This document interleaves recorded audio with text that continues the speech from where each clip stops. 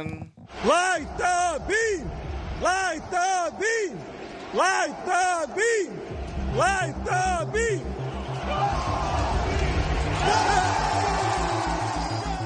Oh, light the beam indeed. Welcome into another one of these things that we sometimes, all the time, most of the time refer to as the Sports Cave with Biggest Puma.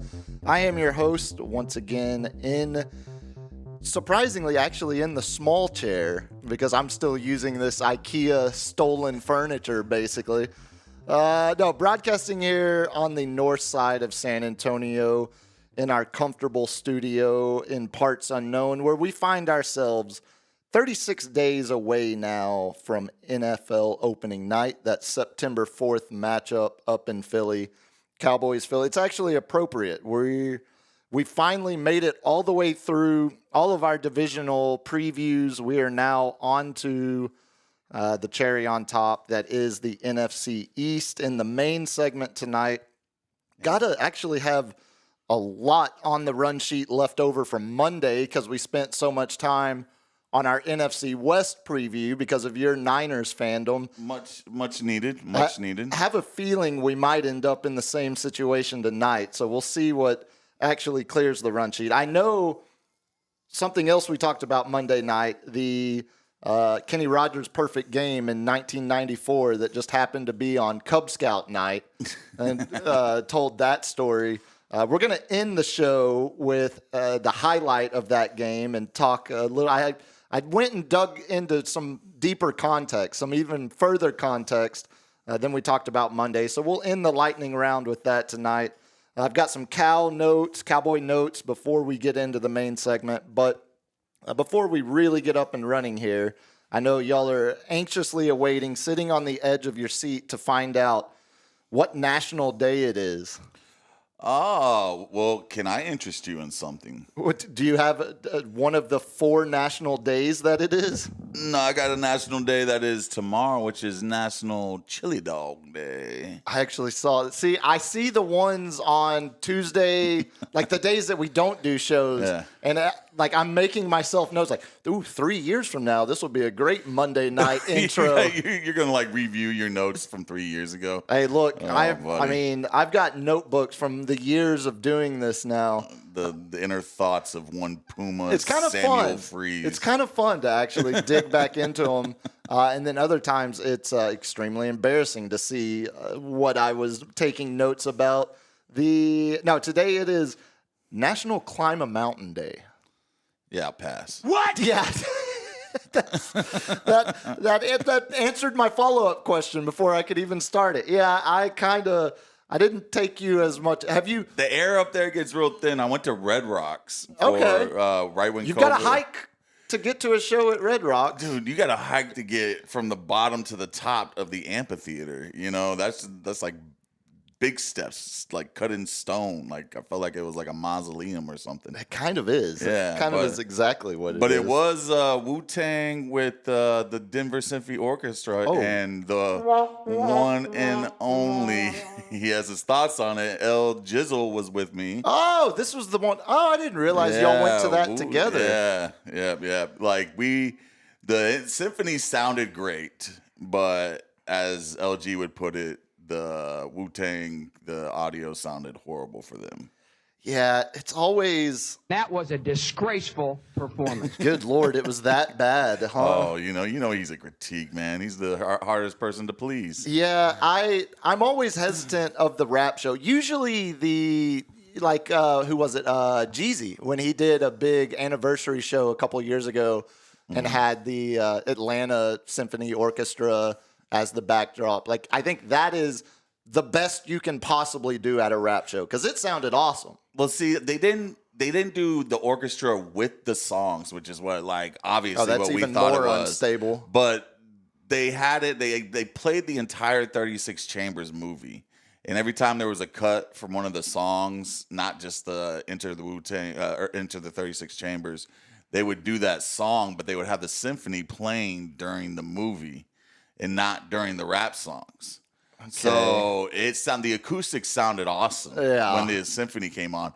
And then they would cut into the speaker system with the songs, and it was just like, Yeah, like, that almost feels like not false advertising, but I mean, it was a cool concept. Yeah. You know, RZA had his fingerprints all over that. So yeah, no, I You would. know. I've still never been to Red Rocks, but it would take a show like that. Like I think to actually, I need to make the You're trip. sucking wind, man, up there, especially for you smoking heaters all the time. You'd be surprised. I've got swimmer's lungs, Yeah, man. I can okay. I can still play pickup with the best of them.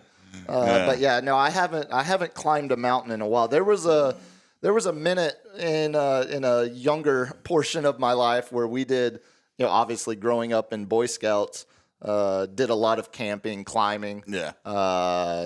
Made it, did the highest peak in A lot of Boy Scout talk, Texas. man. Do you have something to tell us that you just no, wanna just get off your that chest? I'm an Eagle Scout, and it's actually nice to be a little bit proud of the Boy Scouts at this point versus some of the. I'll tell you what it is.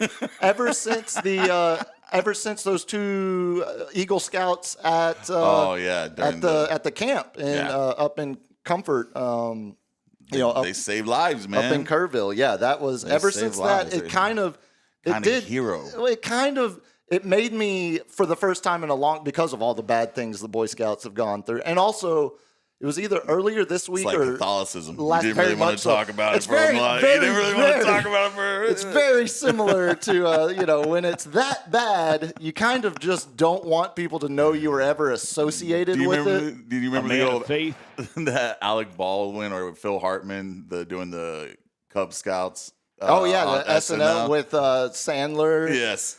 Yeah, the different times. Well, actually, we're closer, more similar times now than the last few years. No, it's we used to do a lot of camping. It was we did the highest Mount Baldy out there in West Texas, and did a lot in New Mexico. But it's also if climbing a mountain isn't good for you, how about National Cheesecake Day? The absolute opposite of climbing a A mountain. lot of lactose in that one. A lot of lactose. See, that's one of the few cheats. Like I'm not a big dessert. I hate chocolate.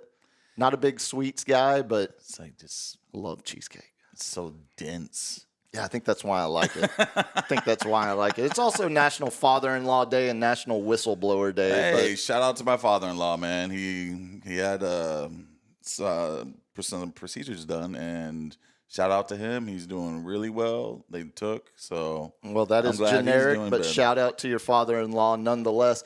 Not a national day of celebration, but something that we have talked about on this program before. I think it was the NBA draft watch-along party that we did when we got in the middle of the second round, and the edibles might have started to kick in, and For you, well, it was when we started talking about Jaws. Oh, and yeah. Clint and the monologue he gives when they're out there on the beach, and he describes fighting off the sharks to survive the shipwreck. You're gonna need a bigger boat. So it was on this day in 1945 that the U.S. Indianapolis was sank. When that story, Sunk. I think it sank, isn't it? No, it's sunk. When it's sunk. That's past tense. When it's sunk. Well, I'm going to go sank. I'm going to lean into my hillbilly grammar. It's when that boat out there sank. It sank. I might be completely wrong. I am not an English major. Well, I bet you're closer than I am. No, it's almost 1,200 crewmen aboard.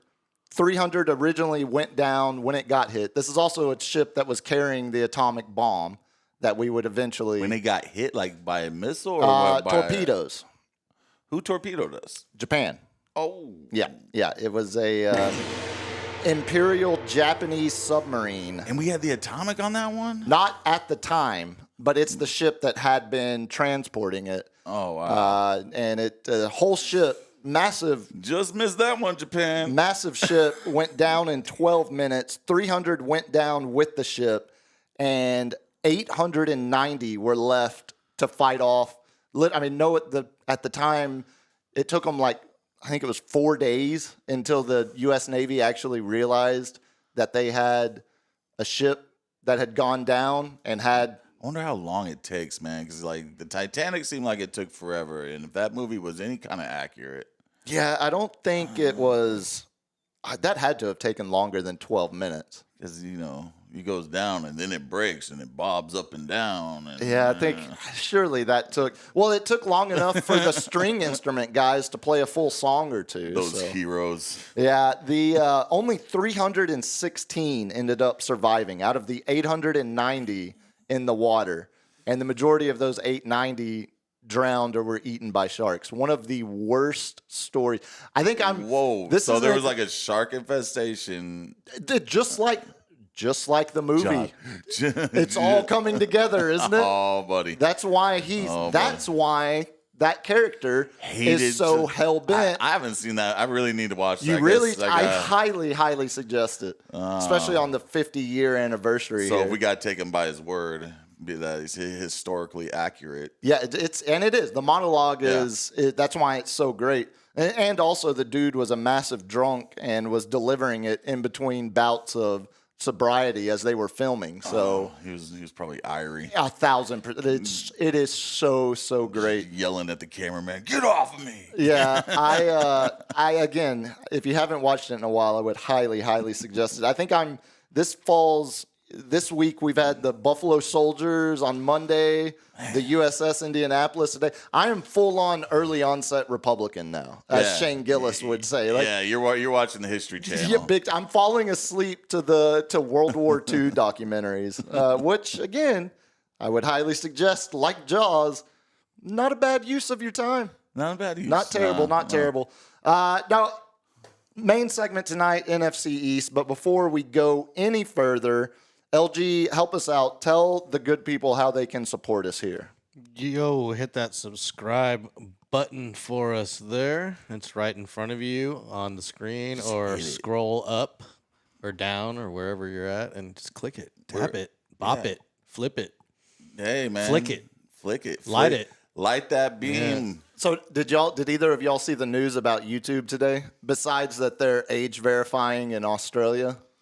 I want to say I did. I missed that one. So you know how we have behind the scenes worried so much about our profanity at the beginning of episodes? Mm-hmm. No longer a concern. What the? Hey, I mean, we're still remember my grandma listens every now and then. All you gotta say is earmuffs. You don't have to celebrate it, Yeah, no, LG, apparently YouTube is no longer demonetizing videos for profanity at the top of episodes. Now, if you still have it in your title... Oh, yeah, you can't have anything like that. You're demonetized. Yeah. Well, in that case... Fuck! There it is. Sorry, iHeart. He's got a whole bunch of drops. Like, we literally talked about this last show. I won't be dropping them. I'll still be keeping it PC. That's the one time I'll break. I figured in honor of YouTube changing their rule, we needed to change ours at least one time this episode. No, some of those drops are even vulgar to. Oh yeah, some of them. The I shouldn't Exorcist even one be is playing. my favorite. No way. It's also Shannon Sharp's favorite. There was one time where I literally cussed out LG on the phone, being like, "You had the perfect opportunity and you wasted it." I love the idea of you and LG actually getting into it in real life. Man, when you've known someone for over 20 years, you get a little comfortable with them. Yeah, there's a little bit of a different. I've been trying to get him to break his NDA. There's a little bit, LG signing NDAs these days. Yeah. That tells you how far this program is growing. The whole LG umbrella, the LG media empire, continues to expand. He's the one that makes us look good. So as LG said, not only does he make us look good, but y'all can make us look good by continuing to subscribe. YouTube, absolutely free. If you don't have an account, please make one. Subscribe to at Sports Cave Live on YouTube. I will say, as we're closing out another month here, we started literally like the last day of March. So technically, so we had April, May, June, now July. I can count. That's 4 months. So we're getting in our first quarter. We have a full quarter in the books after tonight's show, and I want to see some charts. I'm here to report. I can show you because There's few things I love more in life than charts and data. It's a good pie chart. Again, early onset republicanism. Give me bar graphs and pie charts. No, I am here to report the month of July, by a wide margin, has been our most listened to podcast month. Hey! So for those of y'all that are now listening to this that aren't watching live, I need y'all to still at least subscribe on YouTube, damn it, because I see the audio numbers and I know you're there. I see you. Just cross over. I see you. You don't ever have to use YouTube. Just go give us a subscription. Keep listening to the audio version. And it's free. That's the biggest question I always get in my guerrilla marketing. How much is this costing? I'm like, it's free, damn it. You think I'm just going to go on your phone and just charge something for you? Yes, but not yet. This not time. yet. No. It's free right now, so get in while you can. Speaking of, though, what is not free? LG, tell them, do we still have our wedding registry available? Yeah, just check the description right here on the channel underneath the video, and you'll see we have an Amazon wish list where you can buy us things that we absolutely need, our necessities for our studio growth. And if you don't want to do that, you can help us by going to buymeacoffee.com/sportscavelive and throw us your tip, and we'll read your comment on the air when you do that. Man, tip jokes won't get us demonetized anymore. That was so close to so many good jokes. What a new horizon we find ourselves embarking on. I'm sitting here just gripping my chair like, oh, I could have gone so many places with that. Like Quagmire over here. Yeah, it's 1,000. Yeah. That's exactly what it looks like. Now let's get it started here. We're got a lot of football to talk throughout the rest of the show, but as always, we start on Wednesdays with what I watched, and as high as I was on the Rangers, I'm still, look, a 2-game losing streak now doesn't feel like the end of the world. No. And that is currently what the Rangers are facing. They won 8 of 9 on the homestand coming out of the All-Star break. They've dropped the first 2 of the road trip in Anaheim. Was any of your top 3 pitchers, did they? Well, see, that's the problem. DeGrom got roughed up game 1. DeGrom got roughed. And last night, Patrick Corbin pitched really well, but uncharacteristically, the Rangers have committed the fewest errors of any team in baseball this year. They've been a pitching and fielding masterclass, just haven't been able to hit. Last night, it looked like the mid-May, early June Rangers. There were 2 errors committed. Some bad base running. I feel like you're just sharp sticking me right now. Wyatt Langford got picked off at second. What's the sharp stick here? Because like the Yankees are like the highest in error team in defense right now. I'm not a huge believer in that being we've lost big identifier. We probably have lost. So like of success 3 years ago or 4 years ago, maybe 4 or 5 years ago. That's when we picked up Gio Urshela and LeMahieu. It was all part of this thing because we kept on making errors. And we started making defense and not batting our number 1 priority. And what did it start turning into? Wins. Defense wins games. It actually loses games as well on the other end of the stick.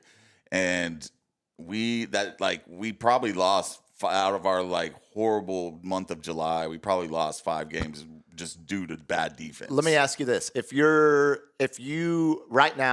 were two third basemen were available on the market, say you needed a third baseman, would you rather have the Gold Glover who hits 228, or would you rather have the guy that leads the majors in errors but hits 45 home runs? You already know the answer to that. And that's where I say I don't think it's like. But at the end of the day, the majors in home runs. You're talking about no, not leading. I mean, okay, he has 35 home runs. I'd still take the 30 home run guy over the Gold Glover. But how many of those are out there for trade? There's 1. No. But just in terms of which one do I value more, the solid fielder who can't field a bat, or the guy who can't field but is going to be the above average bat? But see, that was what happened with Gio Urshela, man. When he came over here, he was like, just like you said, like solid third baseman, almost Gold Glover, and he batted 230. But then all of a sudden, he started batting 300.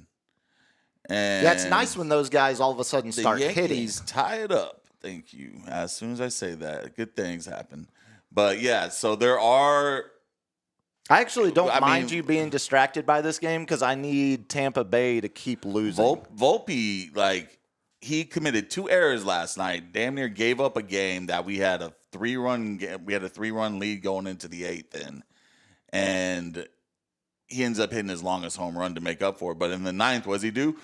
Short arms a routine grounder to short, and now I just saw he short armed another one to get out of the Y'all inning. didn't blow that game last night, though, did No, you? we ended up saving it. But Yeah, I gave up on it because it looked like y'all had it. exactly, but because of bad defense, and we can say that about the World Series defense, we lost 2 games, I would say, due to bad with errors. You know, we could have still been in Game 7 mode, and I could have been a very happy person this year. But you get this old sourpuss.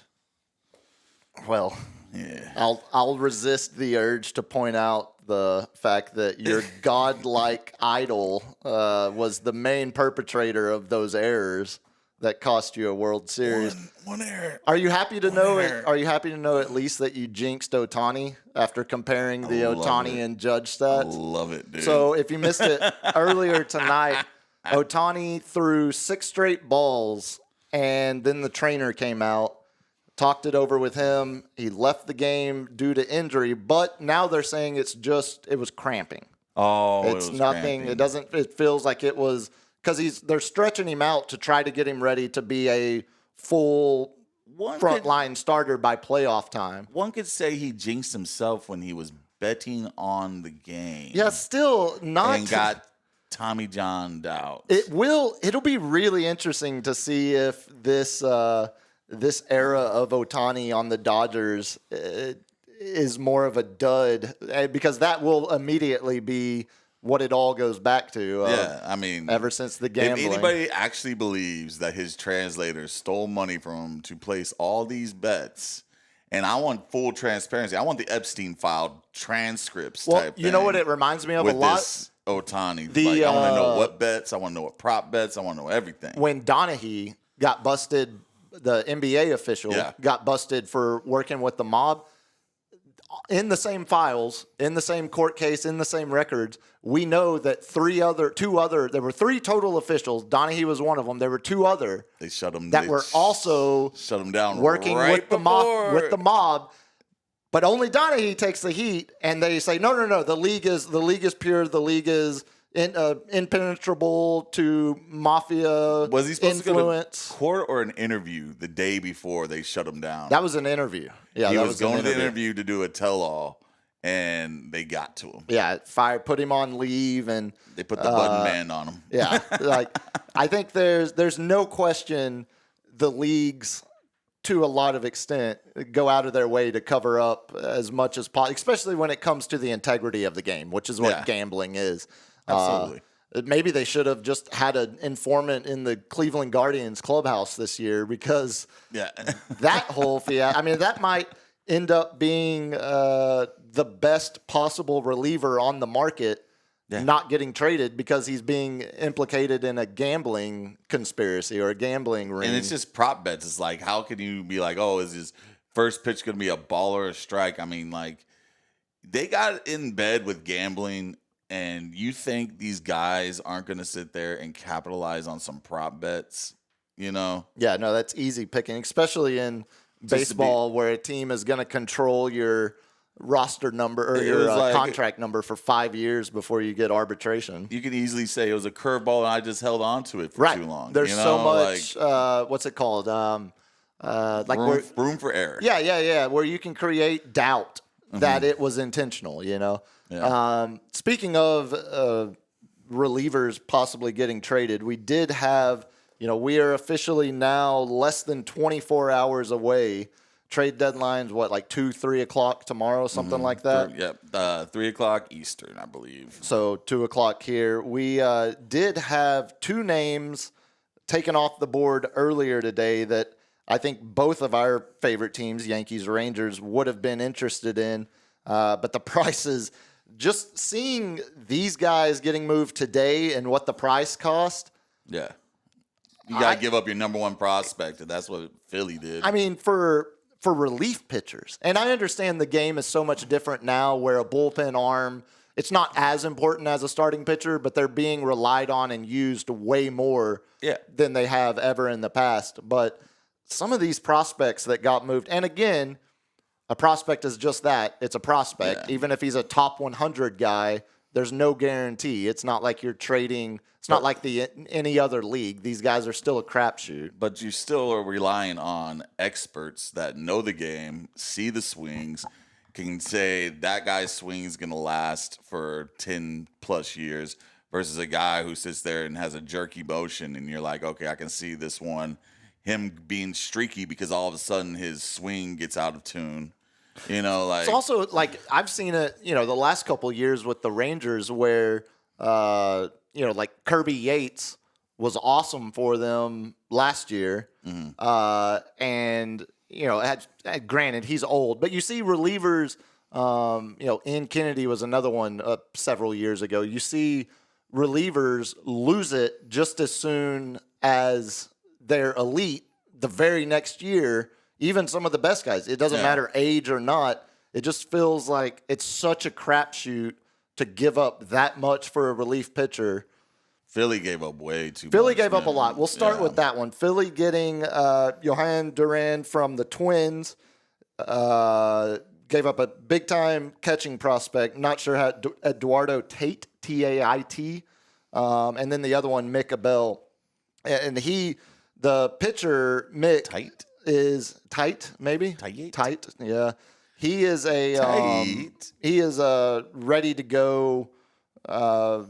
First round starting pitcher talent guy. Yeah, but hasn't cracked the big leagues yet. And then the catcher is super young. He's still 18, but one of the 10 best catching prospects in baseball according to the experts. But both of those guys are top 100 prospects in all of baseball. Have you noticed? Which is insane, again. Yeah. Even though they get Duran for 2.5 the rest of this year and 2 more years of team control, that's still a lot to give up. But that's a guy I was hoping the Rangers might have lucked into getting, but not at that price. Yeah, so I've been real interested in to see how the progression of the release point of these pitchers is being really focused on. And if the release point's a little higher or a little bit to the left and stuff like that, it matters so much because they can't pick up the spin on the ball as quick and whatnot. So they don't know if it's a slider, splitter, fastball. And that's really interesting because, that's more going to the analytics and more going to is this guy going to be a long-term reliever or are they going to start picking up on his curveball a little bit sooner and stuff like that? Perfect example of that. Another guy that got traded, Tyler Rogers, the reliever from the Giants, goes to the Mets. Oh, the submarine guy. Again, he only throws mid-80s, but it's release point. It looks like it elevates on you, and it looks like it's coming right at you as you're standing in the box because he's literally releasing it wider. He's releasing it from outside your body, and it's coming back at you, sweeping across. Oh, one of my favorite things in the Derek Jeter documentary is he's like, I just guessed on all those sidearm pitchers. He's like, I could never pick up that ball. He's like, every time I hit the ball on one of those sidearms, he's like, I was just guessing.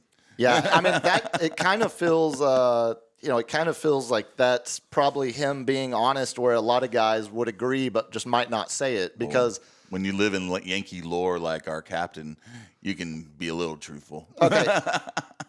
You would even still agree Jeter's not the best shortstop ever, right? I'm just trying to test your Yankee fandom, how far it affects your bias. It affects my bias. Yeah. Now, is he the best Yankee shortstop? Yes. Sure.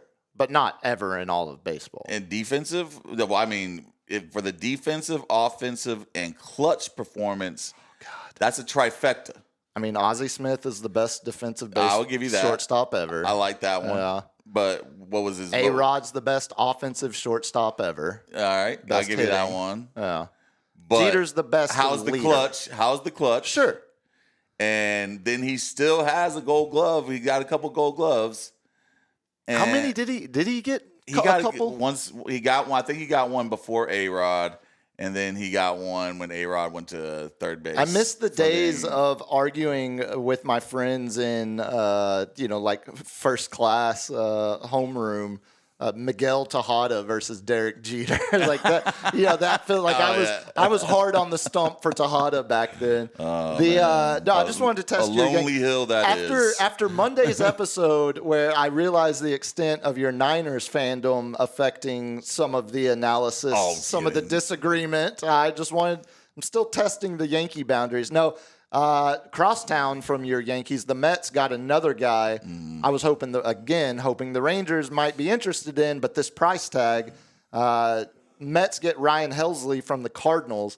Helsley, a former all-star closer, having a down year this year. A big signing, man. Like you get revamped, like going to a different team that is in the mix for the.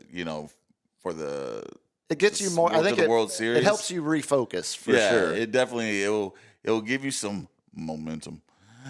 Okay. All right, we won't get into that again, but yeah, Momentum exists, but it's not as important as people say it is. Okay, that's what I'm saying. All right, I broke them a little bit. I will get them there. Yeah, I'll get them there for you. I say it doesn't exist just to be defiant against it because it's still about the actual player. We're going to be watching. Ryan Helsley will either fail or succeed based on his talent alone instead of any momentum he had. Like right now, speaking of momentum, I've talked a lot about the Rangers' resurgence. We'll see what they do before tomorrow afternoon because I still think some kind of move is in the works. But you want to talk about momentum. How about a 27-game on-base streak, now 28 games after Monday night? Corey Seager, second longest on-base streak of his career. And it's been a big, again, that's 28 games over the last 30. The Rangers have finally crawled back above 500. When he started this, they were 10-plus games behind the Astros, and now Astros won earlier today, so they're 5.5 back now. Seager's numbers during this streak, I saw Jared Sandler put this out. He's hitting 340, 464 slugging, 464 on base, 670 slugging, 17 extra base hits, 8 home runs, 22 runs, and 22 RBIs. So he's almost an RBI a game over the last month. Okay, so I was about to say what his OPS was during it. Like that's that got to be 1,000. Right. 1,001. Yeah. Okay. But yeah, not as good as. Judge's OPS for the year is like 1,100, but Yeah, that's where Seager should sit. Like godlike numbers. Yeah, that's been the Rangers' problem so far this season. There just hasn't been, the big name guys haven't been living up to the numbers. I would be surprised y'all don't get anybody, man, because like y'all do, like you said, you have the best record in July.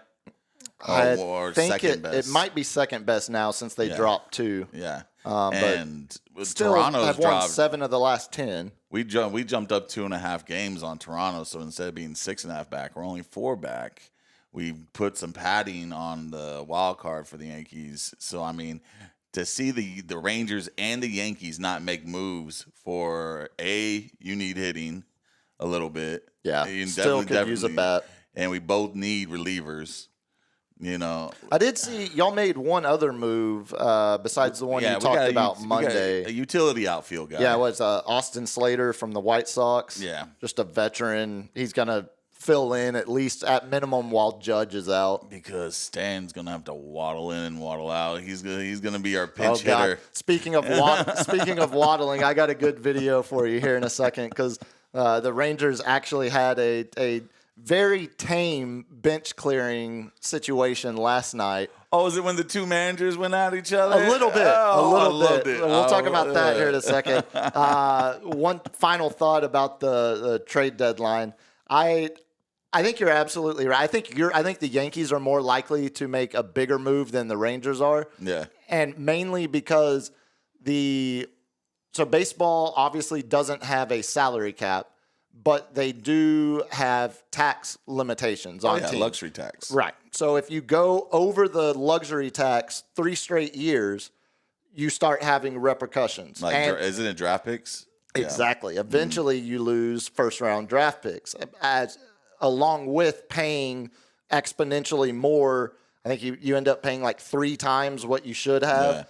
So the Rangers have been a tax team 2 straight years.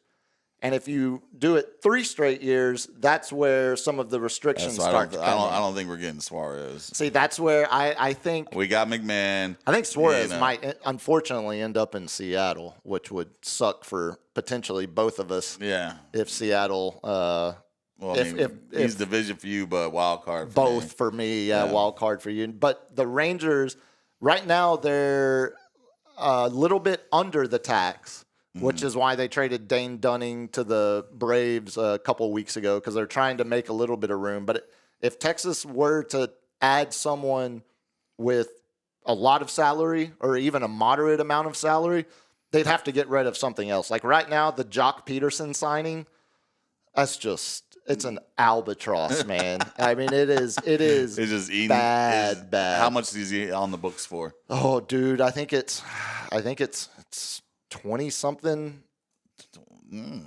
It's not good. Yeah.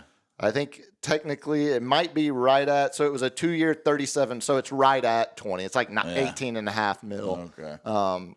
But he's, since coming back from For his the Yankees were IL like, stint. 20 mil. That's good. Yeah, well, the problem for the Rangers, it wasn't the money given to him. Now it's the tax. Like if he was even doing slightly below what his average numbers are, it wouldn't be as big of a deal. But he's 0 for 11 since he came off the IL.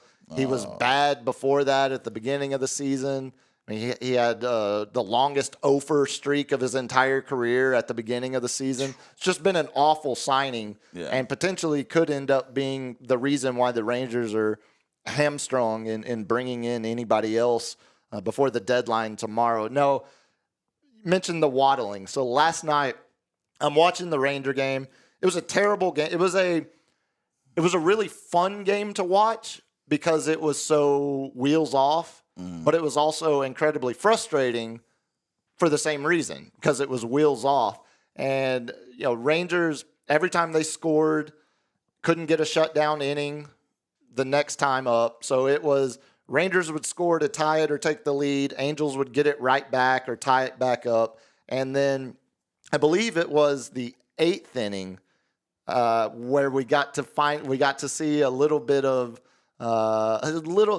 I say benches clearing. Technically, I guess they did, but there was nothing to it. Both the coaches looked at each other and said, "You want to go at it? You want to yell at it? Do you have this, Let's do LG? it." I sent it to you.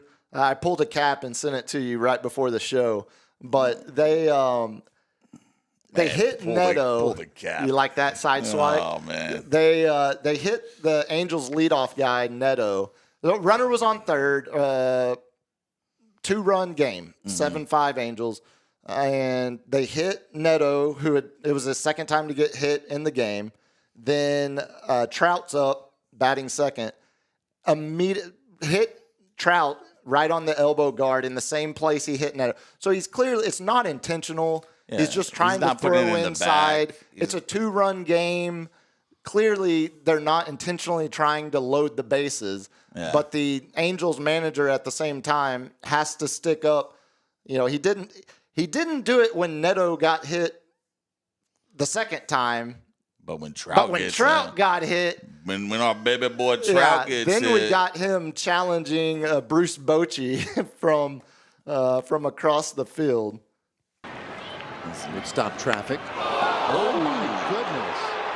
And that sounded like it hit the bat. How hard it hit the. No way. That's that elbow guard. And as they walk out, 6,000 plus that are here. Whoa! And Ray Montgomery is jawing at the Rangers. He's like, "Well, you want to talk? Me and you? Somehow that was. Let's go, old man." And here they come. What is Trout gets in between them. Oh, you got all the Rangers, and I guess the Angels are like, I guess we'll go out there too, just to make it look like a baseball scrum. But that is the most polite benches clearing I probably have ever seen in my life. Yeah, and that's where I say, like, Montgomery you know, the doing a lot of Angels manager talking, Ray nobody else Montgomery. saying I seen much. them go harder at the umps than they went at it with each other. It almost feels like it reminded me the of bullpen's a little exercise coming in from left field. little exercise. Yeah, Dave Raymond's great. Dave's great. No, it immediately brought flashbacks of the, you know, Don Zimmer, Pedro slinging Don Zimmer. Like, Zimmer was feisty. Yeah. He hated Pedro. well, man. and Bochy is my size. Like, he's 6'4", Yeah. played catcher his whole life, so his knees are shot. He waddles. Like, every time they do a pitching change, I swear the Rangers are able to sell an extra minute of commercial time because it takes him so long to get to the mound and back every single time he has to go out there. And just seeing, you know, Ray Montgomery, I think he's in his mid-50s, you know, getting all high tea, yelling at Bruce Bochy, and Bruce Bochy is just like, well, hold on, give me a second. And he just slowly he's like walking up the stairs. He's like, I'm going to get to you. Yeah, there was that was honestly, I mean, that was the highlight. Rangers couldn't come back. As I said, they dropped the second game out there. Play again tonight, actually, just first pitch 10 minutes or so ago. So Looks like hopefully they avoid the... Looks like the Yankees about to drop it. Our closer, which we're actually looking to acquire, Athletics closer.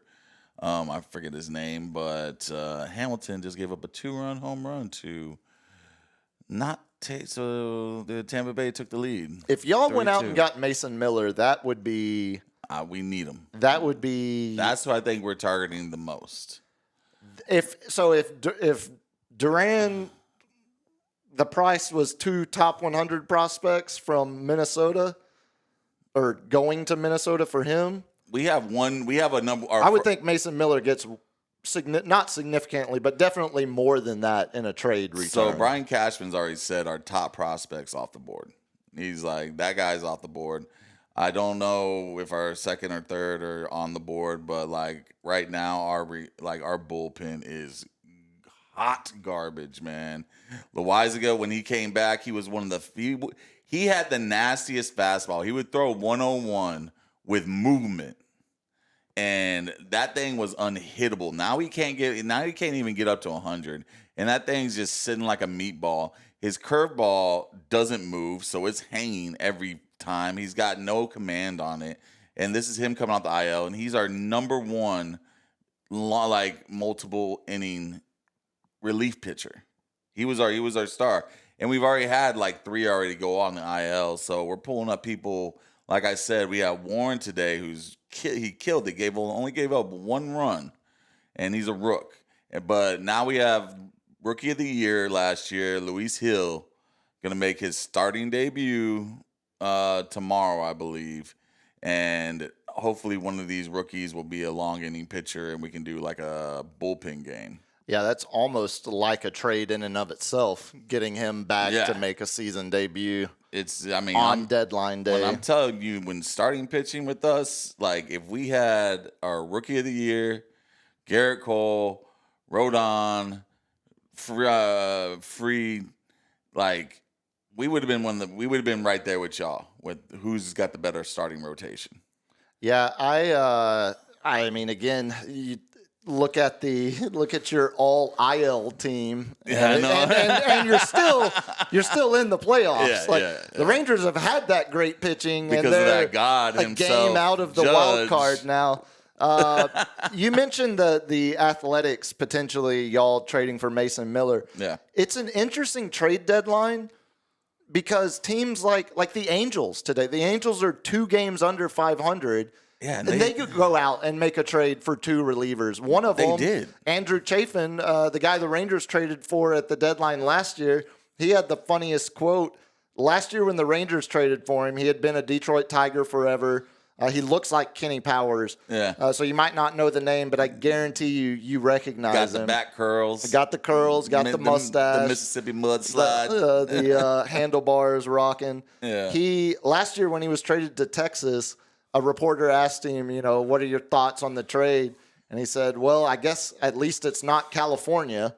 And now he's going It's not even the good California. Not even the good one. No, the team Anaheim. that's 2 games under 500 and is giving up prospects for relief pitchers. So, the Athletics, when you just look at the American League, we've the Orioles are 9 games under. Probably they're going to offload some pieces. They've already offloaded a couple. Right. Yeah. And we could see Cedric Mullins go tomorrow. I mean, they could go full nuclear. Cedric Mullins is going crazy with. Have you seen his a great defensive catch. pledge? Yeah, it's that like almost catch was every game insane. he's doing like a highlight reel catch. But they're the only team in the East that is out of it. Yeah. Every other team is at 500 or above. I can see all of them making the playoffs. All of them. And I could see all of them make a deal before the deadline. Yeah.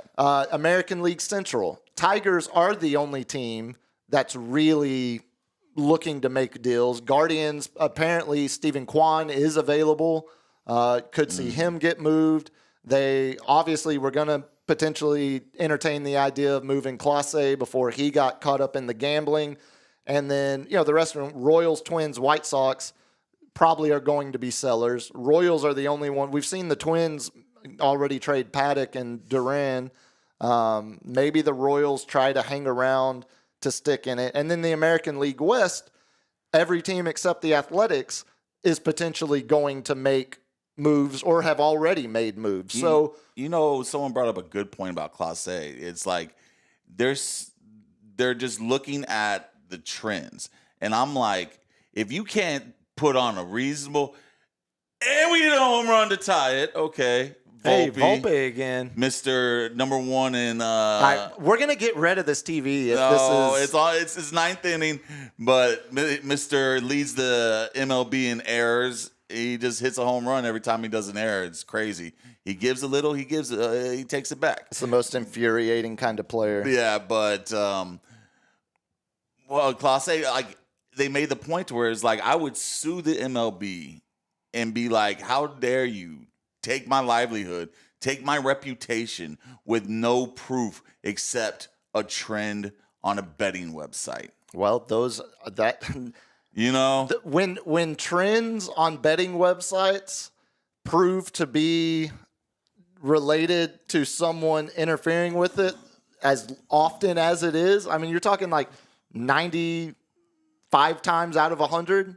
But in this day of Reddit, this day of like all these you had stock market trends and stuff. Oh yeah, unusual whales. Follow unusual whales, you'll get rich. If you have one podcaster sit there and be like, this guy always throws a ball on his first pitch, take that as a prop bet, and then all of a sudden it goes through the roof. It's not the trends that he's throwing it, it's the trends of the bets being placed. Yeah. That's what flags them. So when all of a sudden a guy puts a $13,000 bet on a book he's never bet with before on a single pitch to start a game, boop, that's a red flag. Yeah. That's an instant identifier. Or he goes to multiple game spreads it out, exactly, and does exactly. That's where you start to get popped. But no, just looking at the American League, there are more teams contending than there are out of it. Oh, yeah. So that's where I think the market is going to be weird. There's the bottleneck of like the people that are in contention for the wild card, especially because we extended the wild card. There's a bottleneck in both leagues. There's only National League less so, because National League the closest team. Oh, because they have that worst division. Right, yeah, right. Yeah. The Phillies division. And when you look at the wild card standings for the National League compared to the American League. So American League, there are 5 teams that are 4 games or less out of a playoff spot. And in the National League, there is 1. When you talk about wild card, then I just go with defense. When you talk about the teams that are potentially still fighting for a wild card, the American League is much tighter among the teams that think they might be a playoff team. Speaking of National League teams that are cratering or falling out of it, here's a fun baseball stat for you. The Giants went 0-6 on this homestand that they just concluded earlier today. Worst offense in the league since the Devers trade. And they were swept by the Pirates the last 3 of these games. So it's bad. They've lost 11 of 13 overall. It is bad in San Francisco. To put it into context how bad that is, the only other time the Giants franchise went winless on a homestand of 6 games or more, Take a guess what year. Just take a random guess. Were they in San Francisco? No. That's what I'm trying to like point. Oh my God. 1932. Nope. The stock market hadn't crashed yet. The Great Depression hadn't taken place. Oh, man. April of 1896. God. They lost 3 games to the Phillies. When they had 40 games a year or something? 3 games to the Phillies and then 3 games to the Boston Bean Eaters. The That's Boston how Bean long Eaters. it's been since the Giants were swept on a 6-game homestand. How you going to be a bean eater? I'm not going to be no bean eater. Absolutely. Again, that's why I love baseball so much, because you can find something The just history, happened in yeah. baseball this week that hadn't happened Ever. since 1896. Yeah. Like that's always Oh, buddy. the only other baseball note I had. Obviously, come Monday, we'll react to whatever happens tomorrow at the trade deadline. But I don't think we mentioned it on Monday. There's been a lot of death lately. You know, we had the natural trifecta of Ozzy, Hogan, and the guy from Theo Huxtable, the guy from the Cosby Show. But one that kind of not slid through the cracks, but we just haven't had a chance to get to it yet. You announced it breaking, I remember, Ryan Sandberg, but we haven't actually talked about it. And I think for, a lot of dudes, a lot of people our age and younger, the 40 and under crowd, you caught the tail end of Sandberg's career mainly because of WGN. Oh, because I remember Sandberg just reading. I was a baseball card collector. Yeah, and Sandberg was like, didn't he win MVP his second year? Yep. That was a part of that 1984. magical 1984 team. The Ryan Sandberg's numbers are absolutely insane, and I think of him more. I think of him more as, again, from being 8 years old in 1994. I think of him as that early 90s Ryan Sandberg, because I just didn't see him before that, because I wasn't, I was barely born. He was like the Don Mattingly of the Yankees, where he's like the only. That's a good great player. comp, and then they got better around him. Yeah, but he was the anchor of the Cubs for so many years. 10-time All-Star from 84 to 93, 10 straight years. MVP in 84, 9-time Gold Glove Award, 7-time Silver Slugger. And his last Silver Slugger came in 92, so you're still cranking in 92. In 1990, as a second baseman, he led the National League in home runs. That just sounds, that's insane to think about in terms like modern baseball compared to. Was Frank Thomas came in a little bit after that, I think. That was before, but they still had. Man, I think that was a pitcher's, man. Like through the late 80s, through the early 90s was pitcher years. I just remember a lot of great pitchers. But then you had the Frank Thomas come in and all the long ball hitters, Mark McGuire, Jim Tomei before that. Kirk. What's the Phillies? Was it Kurt? Yeah, I believe. Which one? The Phillies. The one that I got scared by Randy Johnson's. John Kruk. Kruk. There it is, Kruk. Yeah. One of the greatest All-Star game appearances ever. Yeah. The other fun Sandberg career fact, the year he debuted for the Cubs was Harry Carey's first year. Oh, whoa. The year he retired. Harry Carey's last year? Because of health reasons, yeah. And Ryan Sandberg had 2 years off, like in the late 90s. Yeah, 90.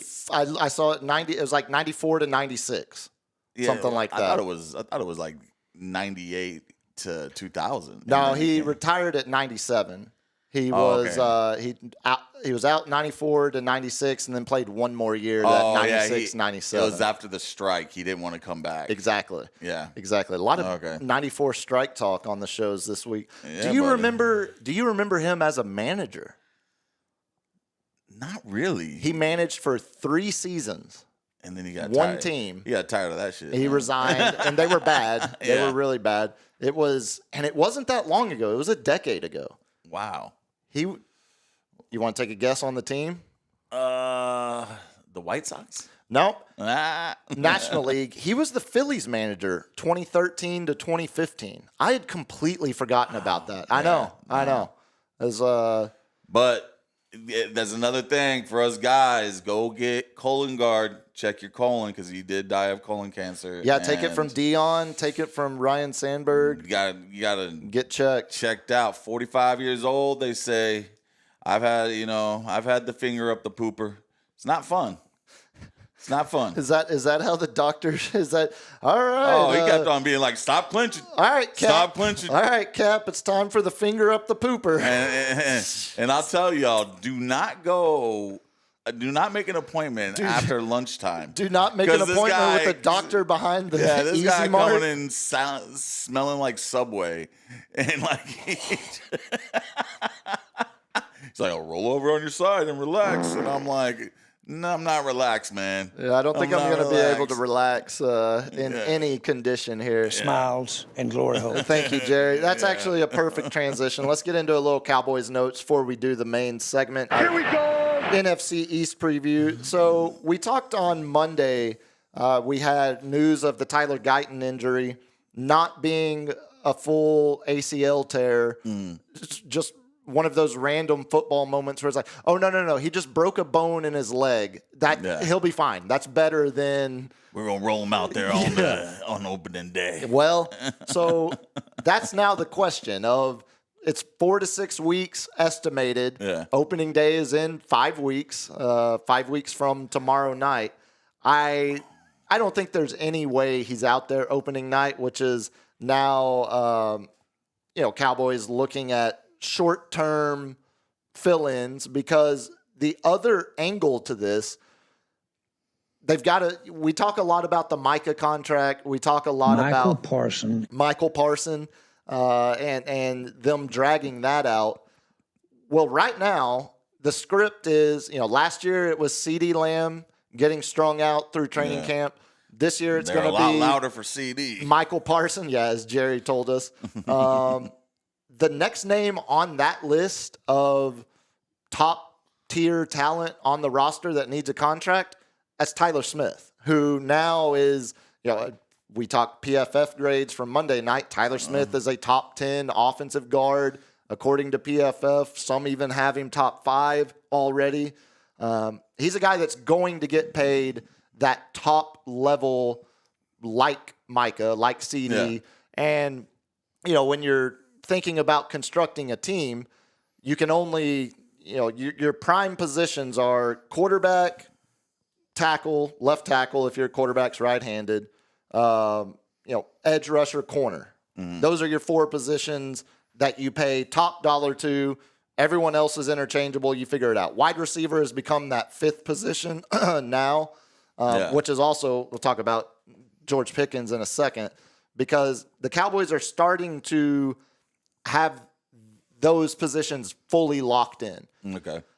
The Tyler Smith one gets interesting because you just look at what the top offensive guards are getting paid versus number 1, Trent Williams. Exactly, who just got his. Yeah.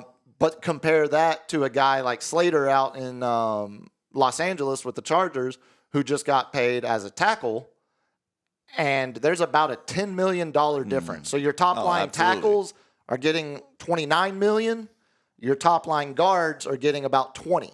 So they're thinking, are they talking franchise? Well, and this is like we were talking about with the tight ends wanting to be franchised as a receiver. The Cowboys have to be careful, because if they decide that Guyton isn't going to be he's not our long-term solution to tackle. Yeah. And if they make the decision to move Tyler Smith outside, he needs a contract. Yeah. You should be talking to him right now to get a deal done as an offensive guard. Yeah. And then as soon as he signs that, be like, okay, no, we're going to play you at tackle until Tyler Guyton is back. Or even give him a contract during the middle of the year to bring up some momentum. It's something like that, yeah. But he's the next guy on. So I think the way they use him over the course of the beginning of the season, it could potentially either save them a lot of money or cost them a lot of money. And then the other one mentioning George Pickens and talking about what positions you pay. Well, they've already got CD locked up on the number one deal. I think he's now the third highest paid receiver, fourth highest, something right there. We've started to see some receivers get extended. We had Cortland Sutton sign the 4-year, $92 million deal in Denver. And I thought that was very generous of Sutton. I thought so too, which is where, because with George Pickens, there was always a high ceiling for Sutton, but he never lived up to it. Him and Bo Nix started catching some chemistry towards the end of the year. Yeah, which and was they, really nice. The Broncos gave up on another guy, Jerry Jeudy, who was taken in the same draft as CD. Started going wild for the Browns. And so the Browns gave him a 3-year, $52.5 million contract. What's that, $19 million a year? Yeah. So, you're looking at like the average now. Even with Juwan Jennings with some guaranteed money and stipulations, he's getting almost a $17 million, and he's our second receiver. Right. So, you're looking at the top tiers looking for 25 to 28. But that second tier is the one I'm interested in now because I would say about 18 to 20. So, and that's Jerry Jeudy money. Yeah. Right now, George Pickens is in a contract year. Cowboys went out, gave up a 3rd-round pick for him to bring him over from Pittsburgh, but he's still in a contract year. So, ideally, as a Cowboy fan, I want him to ball out so that the offense does well. Yeah. But there's a level there where if he goes out and shows too much, he's going to price himself out of what the Cowboys are going to be comfortable offering. Because at the end of the day, he's their number 2. He could probably be a number 1 for multiple other teams, which is my fear, that someone ends up paying him like a number 1 after this season, and the Cowboys lose a 3rd-round pick. We'll talk about that in the main segment, if he's going to be able to handle being the number 2 guy. See, I think I go both ways on it, because you don't have to go far. You just look at the rest of the division. Right now, the Eagles have A.J. Brown and Devontae Smith both locked up. They still were able to add Saquon. They've got Jalen Hurts locked up. Like, their money situation. But they had a clean house right after Super Bowl. That's the thing. So Sweat left. A lot of people left. That's where the Cowboys have the chance, if they would just do their business differently than they do, they could lock up Tyler Smith right now, have that situation settled. You're going to get Micah done. You're going to pay whatever you're going to pay for it. He's not going anywhere. Because George Pickens and Deron Bland, $41.1 million. Yeah, or 40.0001 just to be the top bigger than Myles Garrett, whatever it takes. It's going to end up getting done. But the names like Tyler Smith, I think Deron Bland is a step way below, not way below, but quite a bit below Tyler Smith in terms of contract urgency. But they're going to have to, there's business that needs to get done besides just Micah. And the Pickens one is the one that interests me the most, because when you give up a 3rd-round pick for a guy, I don't think you're settling for that as a 1-year rental. Nah, he's not on his rookie contract. I believe he got paid. Pickens? That's still a rookie deal. Still rookie deal. Mm-hmm. So he's coming into his 3rd year, I believe. No, this is his 4th year, because so that's what the Steelers didn't pick up the 5th year. They didn't, and the Cowboys can't because he was traded. So it's a full-fledged contract year. Oh man! No matter what, he's hitting the market if they don't re-sign him between now and the end. How is the Cowboys cap? It's garbage right now, because you paid Dak. It is, CD. But it's not. So the Dak you're not going to have enough money to pay Pickens, Tyler. You do if Pickens is on a Jerry Jeudy-like contract. If Pickens is somewhere between 17 and 20 million, they can do that deal. See, that's where I know. That's where I start to get quite a bit concerned that they gave up a third-round pick for a one-year rental. The more I actually look at it, which is why we're talking about it now.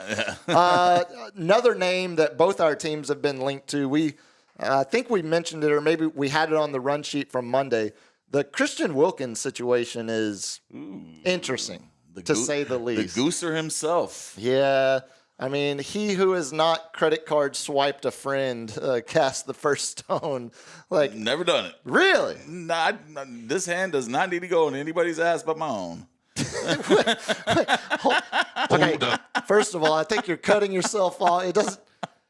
I have so many questions, but we'll move on to the content. You got to wipe your ass, right? Christian Wilkins, yeah, we can say that without getting demonetized. Yeah. Christian Wilkins cut by the Raiders after signing the huge deal 2 off seasons ago. Yeah. Only made it 1 year there. And then we get the report that I don't think we've heard what the teammate was or who the teammate was, have we? But it was just that he was... I'm thinking Max Crosby. That was the obvious one. I thought Max. I don't play that. Yeah. I don't play that. So Christian Wilkins apparently kissed a teammate on the head against, it made the teammate uncomfortable, so much so that he went to NFL HR, tattled to the coaches like it's junior high. And that's what I'm thinking, because, who else has that leverage and power in the Raiders to give up? He's a legit tackle. I mean, he would slide in very nicely next to Osa. Ooh, right next to Odigizua. He would like to slide into a lot of things, but apparently, which might make him a better fit for y'all in San Francisco. Hey, we are comfortable in our home. No, I'm not even gonna go there. It sounds like you did. You're comfortable in your culture. We embrace our LGBTQ community. I'm sorry. Have y'all had an openly gay player on the roster like the Cowboys? Not that there's anything wrong with that. No. Oh, okay. I just was hoping the former SEC Defensive Player of the Year would be more than a footnote in history. He is a footnote. Michael Sam. No, the Cowboys, unless you kiss teammates, everything else we'll take. Greg Hardy, throw your girlfriend on a pile of guns. On the forehead, that's what the whole story is weird to me. But also, we do have some evidence of Christian Wilkins being a little handsy with dudes on the football field. LG, do you have these clips? He's got a little Dwight Howard in him. Yeah, potentially even. I mean, Dwight wasn't doing it on the court though. Yeah, he did. He did it on the court. Not like this. Oh. He was... I think you need to rewatch some tape. Push, and Allen trying to extend it with Raekwon Davis hanging so you can see it in there. To the 36-yard line. Christian Wilkins is at the bottom of that pile with Josh Allen. Real quick, because we didn't get there. You see Wilkins' hand with a handful of Josh Allen's manhood down there. And Allen has openly spoke about this multiple times. He's referenced Wilkins as his least favorite player. I mean, as in the words of Romanowski, when you're in the pile, anything goes. Yeah, see, and I think that probably worked more in Romanowski's day than it did.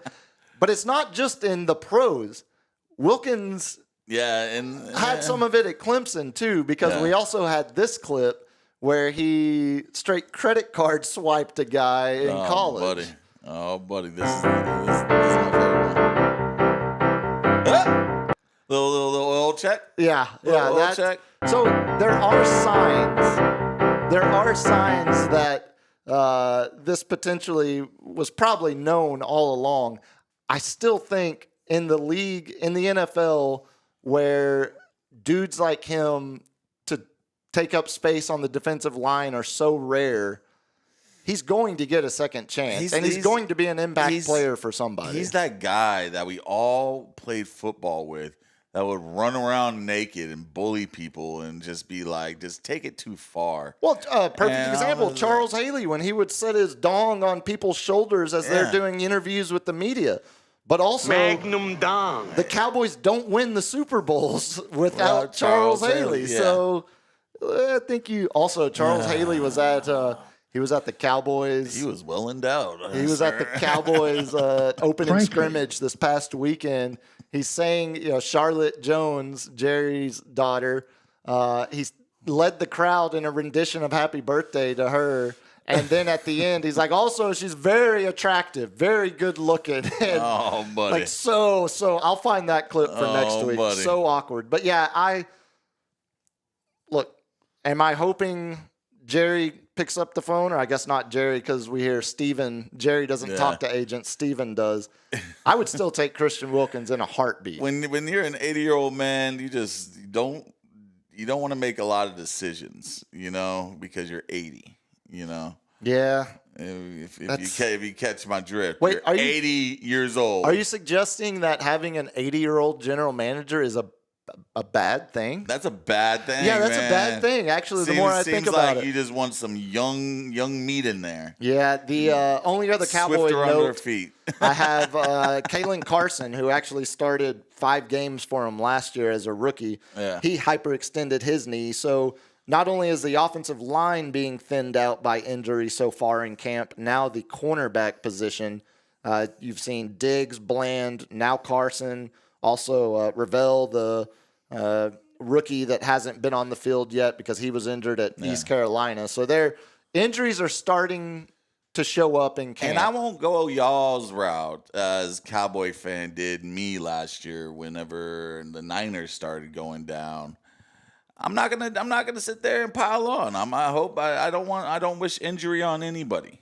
I'm of the thought that I wish injury on anybody. I would never root for the Niners, but I think it would be a lot cooler if Dallas ever could get back to an NFC Championship game for the first time since '96. It would be really cool if it was with an old traditional. Like, I don't want to see them play the Buccaneers. In an NFC Championship game. I mean, I will take it because I want to see them there. But Washington with the rookie quarterback, even though how amazing he was last year. Yeah, let's get into that because we got to get to our main segment tonight. We've got the NFC East, saved it for last. And my first note on it, the Cowboys are praying for 2 sophomore slumps. Yeah. One, Jayden Daniels that you mentioned after leading Washington to the NFC Championship game last year as a rookie, making the Cowboys now the NFC team that has gone the longest before playing in the championship game. That's the first sophomore slump. Not the NFC team. The AFC team as well. Oh, is it? No. Browns. The Browns have never played in a AFC championship game since coming back as the Browns. The Browns are still the turd of the NFL. All right. Don't take that away from me. Cleveland, you sons of bitches. You better not do it. Come on, Deshaun Watson. I'll get you all the massage therapists you want, man. It's going to be Shador or Joe Flacco. No, the sophomore slumps. Jayden Daniels, the obvious one. Saquon Barkley, sophomore slump as in second year in Philadelphia.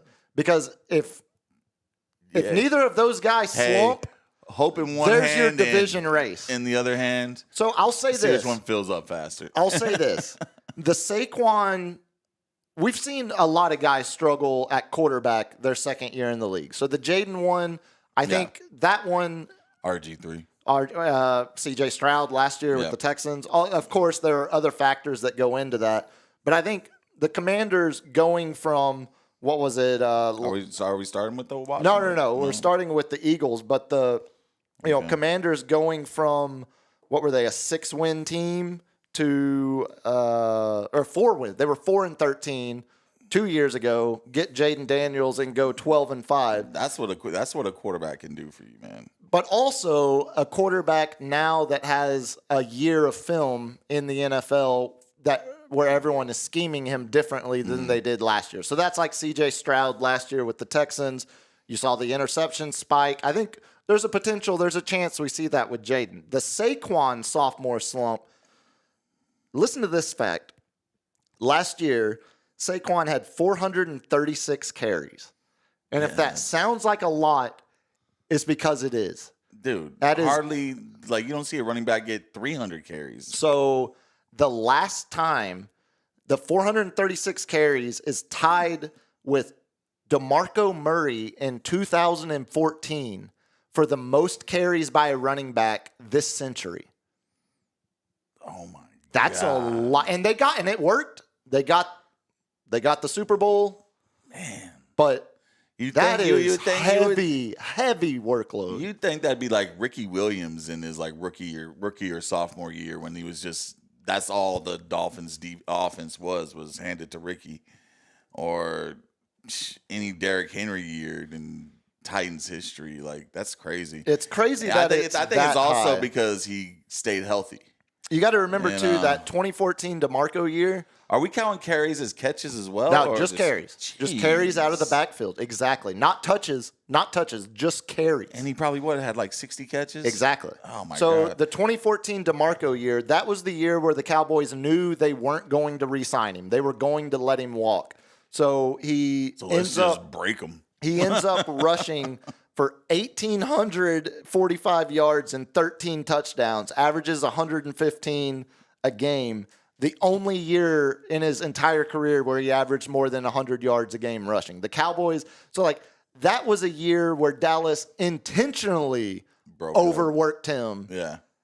That's what Saquon did last year in Philly. So a guy with, as good as he is, a guy with injury history when he was with the Giants, a guy who just tied for the most carries this century in the NFL. Yeah. For your crowd, for your fantasy football crowd, I would think those are numbers that raise red flags on Saquon's The only thing I could say fantasy value, because you're not going to see what he did last year this year. You're just not going to see it. But he is a freak of nature, but I think they did add A.J. Dillon, which he's a solid running back, but they even have him third on the depth chart. They have Will Shipley, if I can interest you in that. Yeah, the Clemson kid. Yeah. He got a little bit of run with them last year. Yeah, so it's your token white running back. I think they're gonna try to be tricky, but of course, every defensive coordinator is gonna be hip to the thing to where it's like, oh, they're gonna do a lot more play action passes and a lot more, passing to AJ and Devontae instead of just running the ball, because they were a run first, obviously, with that many carries. They were a run first team. Which is weird because do you remember who their offensive coordinator was last year? Former Cowboys quarterback Kellen Moore. Yeah. Who now is head coach of the Saints. Isn't that beautiful? You just lose your job. Like you go straight there and just catch you a Super Bowl. And then get a head coaching job. It's almost like the grass is greener outside of Jerry World. You mentioned the Eagles offense, though. New offensive coordinator, similar scheme, but new voice in the room for all these guys. Yeah. Kevin Patillo, the new offensive coordinator, a guy that's been there in the building, but now has a much more important role. All of that being said is why I think the Eagles offense takes a step back.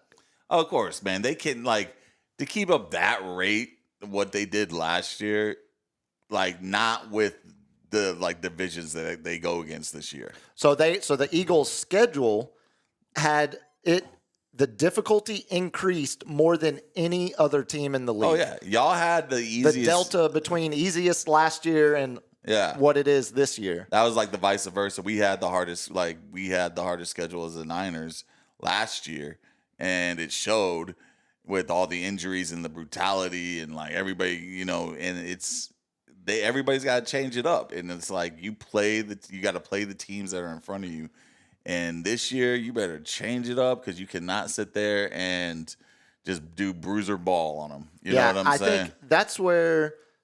Obviously the mileage on Saquon from last year, plus replacing Kellen Moore as the offensive coordinator. Old terms I'm bringing up, man. Bruiser ball. That's great. No, it sounds like I'm getting old. Bro. It's you literally. The next thing you're gonna say is more of these teams just need to establish the run early. Yeah, that's the real key to winning. Run, man. Straight 1980s, early 90s NFL. No, replacing the miles on Saquon from last year, replacing Kellen Moore as offensive coordinator.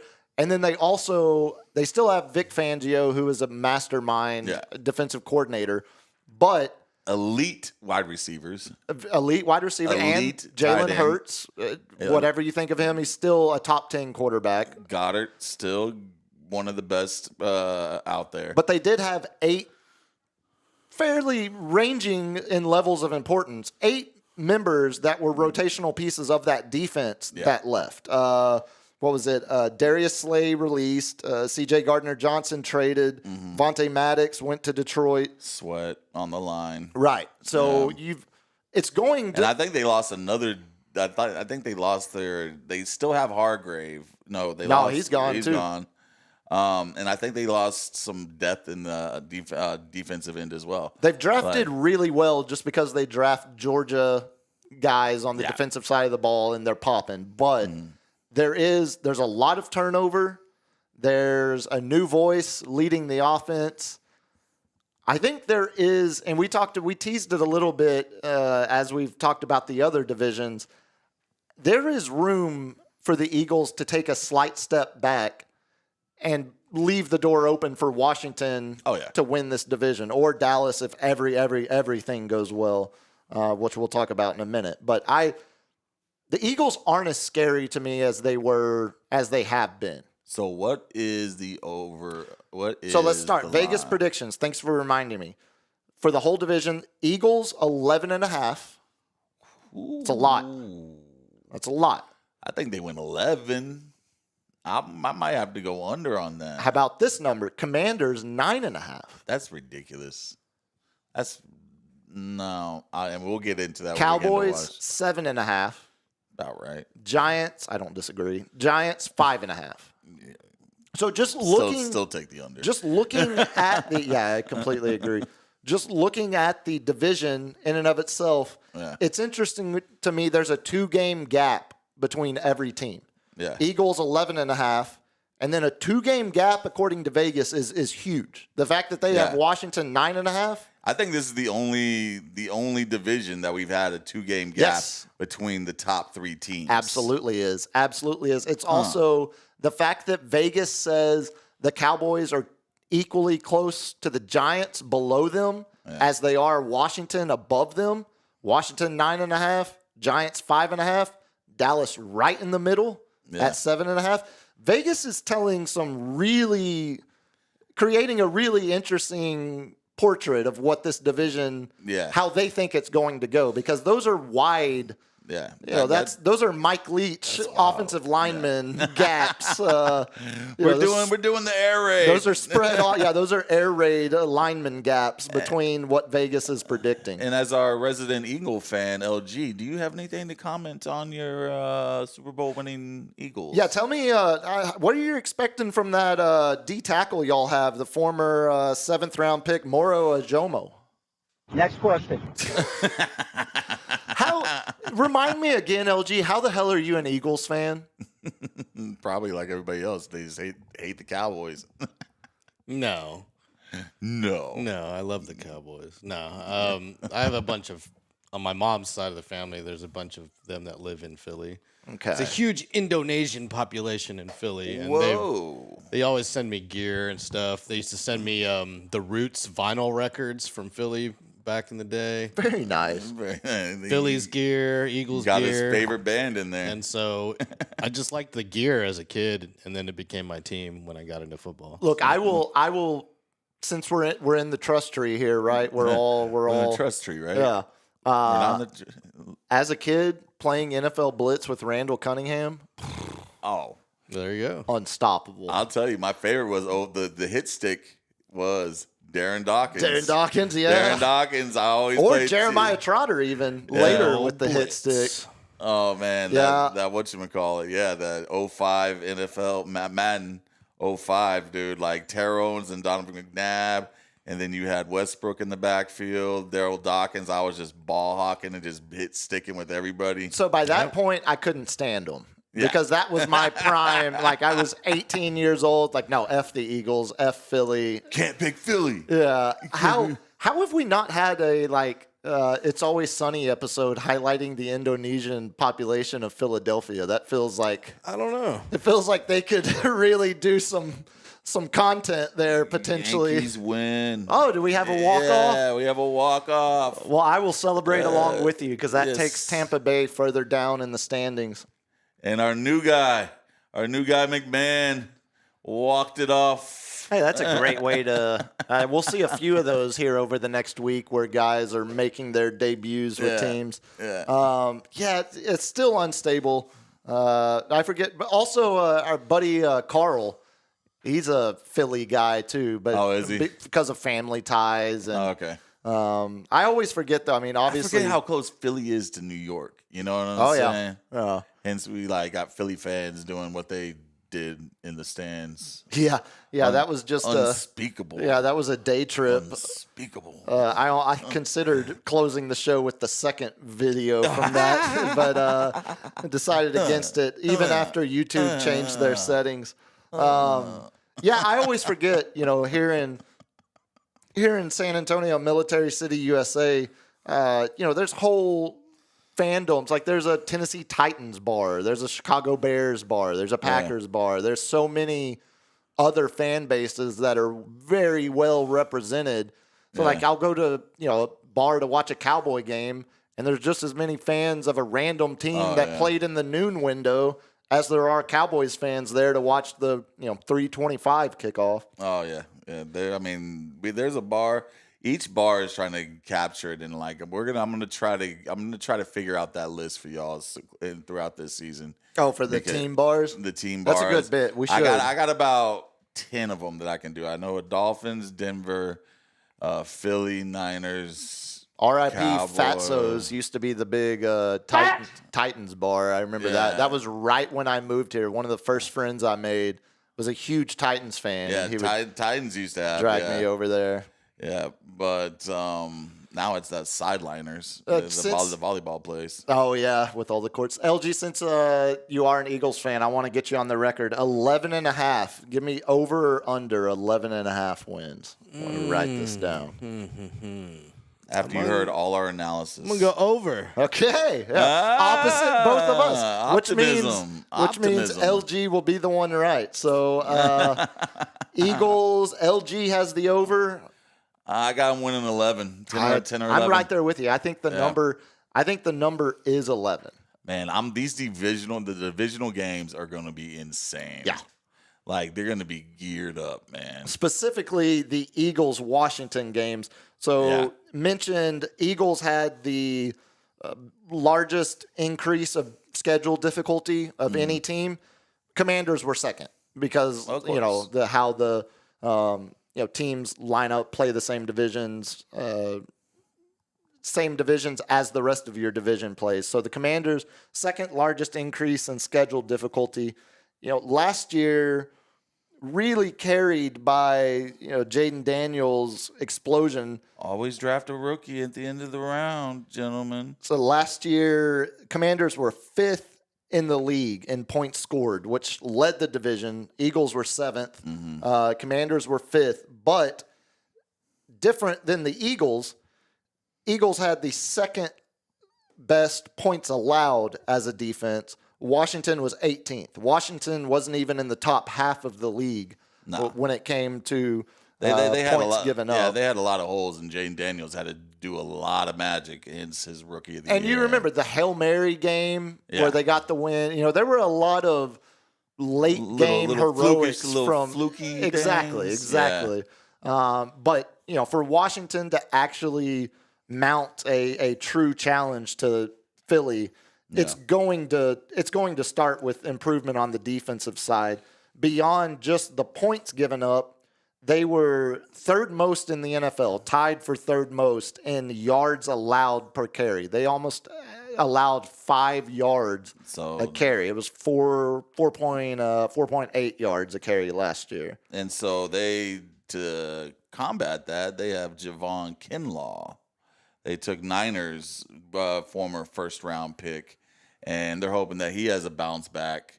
So then they also signed Von Miller as a D-edge, but I don't see him doing much for the run. But Darren Payne, didn't they draft? Is Payne the draft? Because they drafted a D tackle in the first 2 rounds, I believe.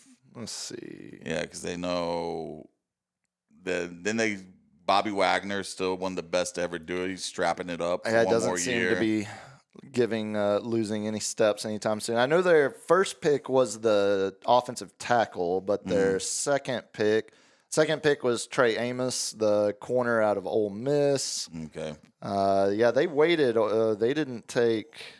Maybe they just did it for Javon Kinlaw and tried to because their defense was hot garbage. That's why fantasy-wise, you don't necessarily go with the best player. You go with the player with the worst defense because they're gonna have to throw the ball. That's a great point, and that was exactly what it was last year. They did. I mentioned first-round pick Josh Connerly, the offensive tackle. I guess give him his full respect. Josh Connerly Jr. was their first-round pick. Also traded for Laramie Tunsil from the Texans. So they shored up potentially the ends of their offensive line. Sam Cosmi, though, had the ACL tear in January. So they still have him as out. Yeah, he's going to be out. So his backup is Andrew Wiley.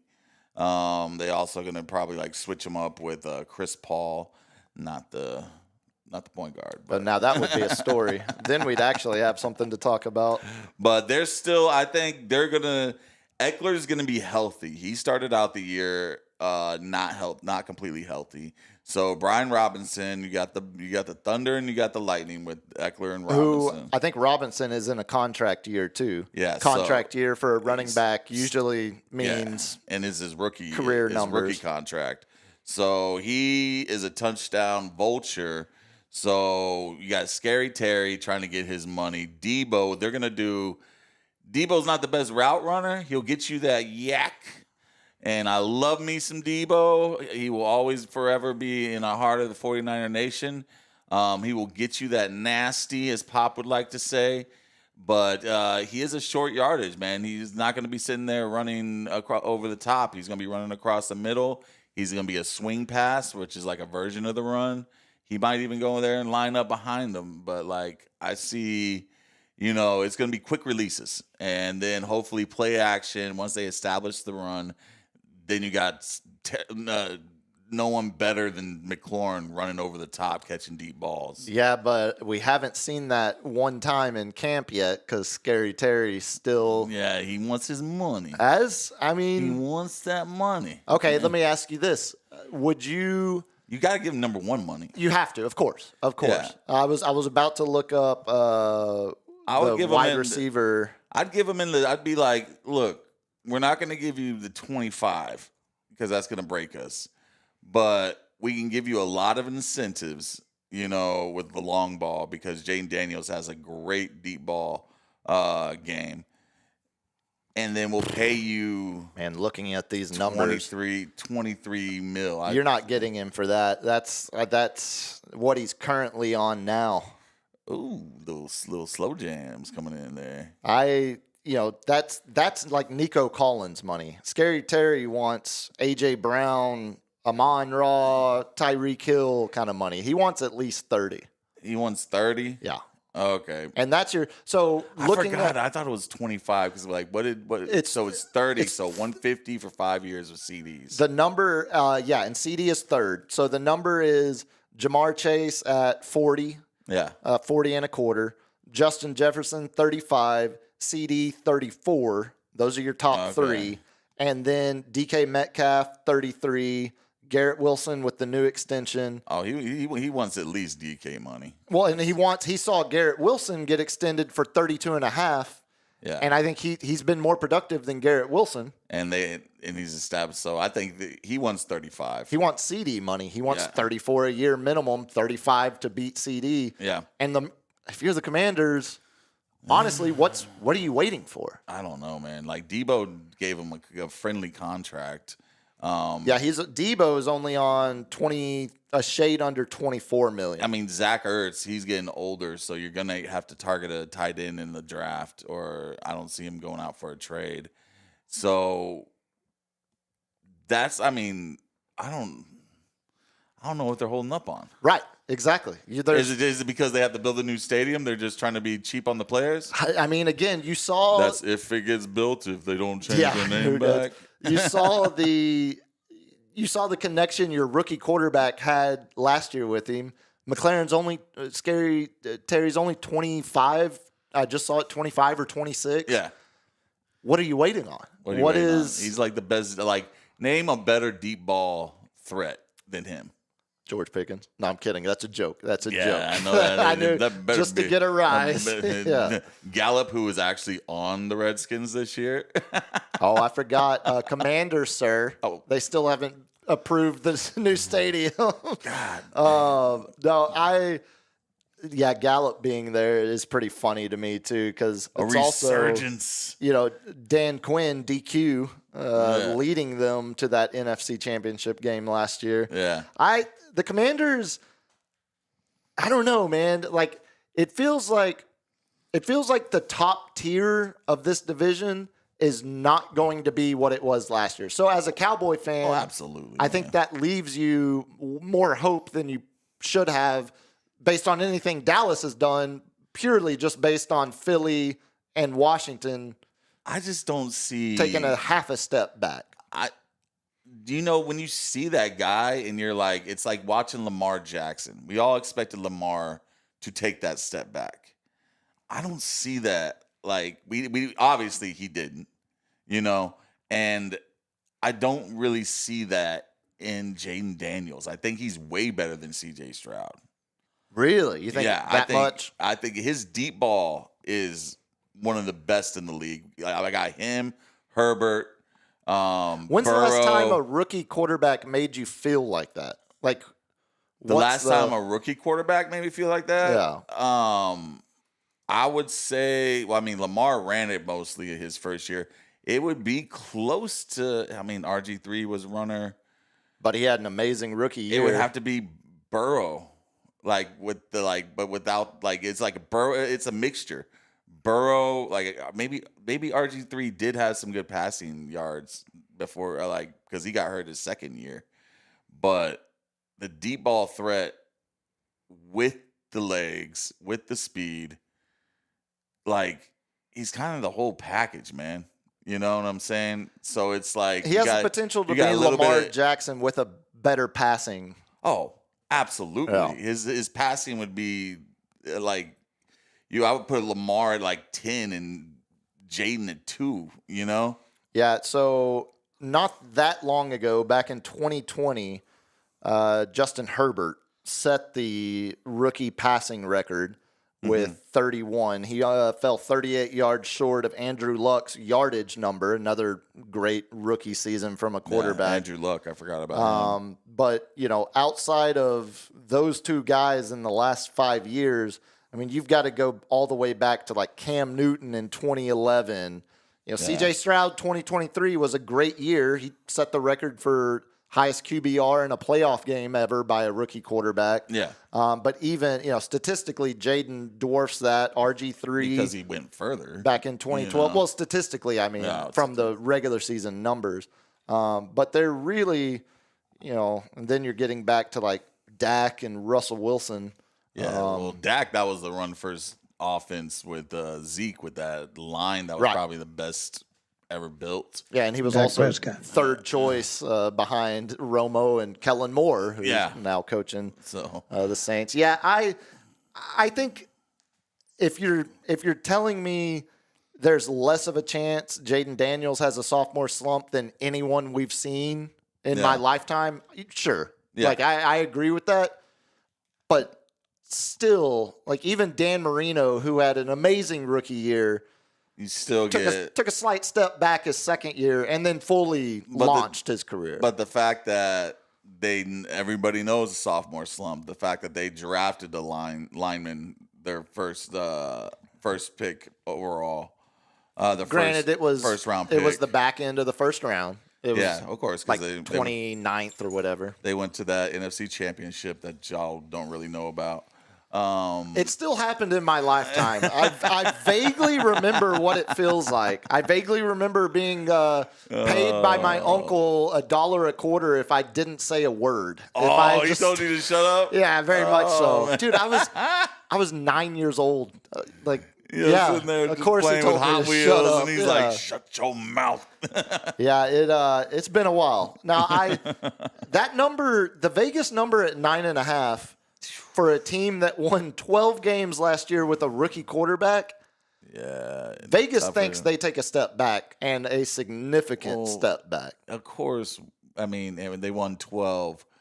I'd take off 2. I'd take off 3 immediately because of the divisions they have to play. Yep. And then you're already at the under. Yeah. You're already at 9. Yeah, I think I'm probably going under for this whole division.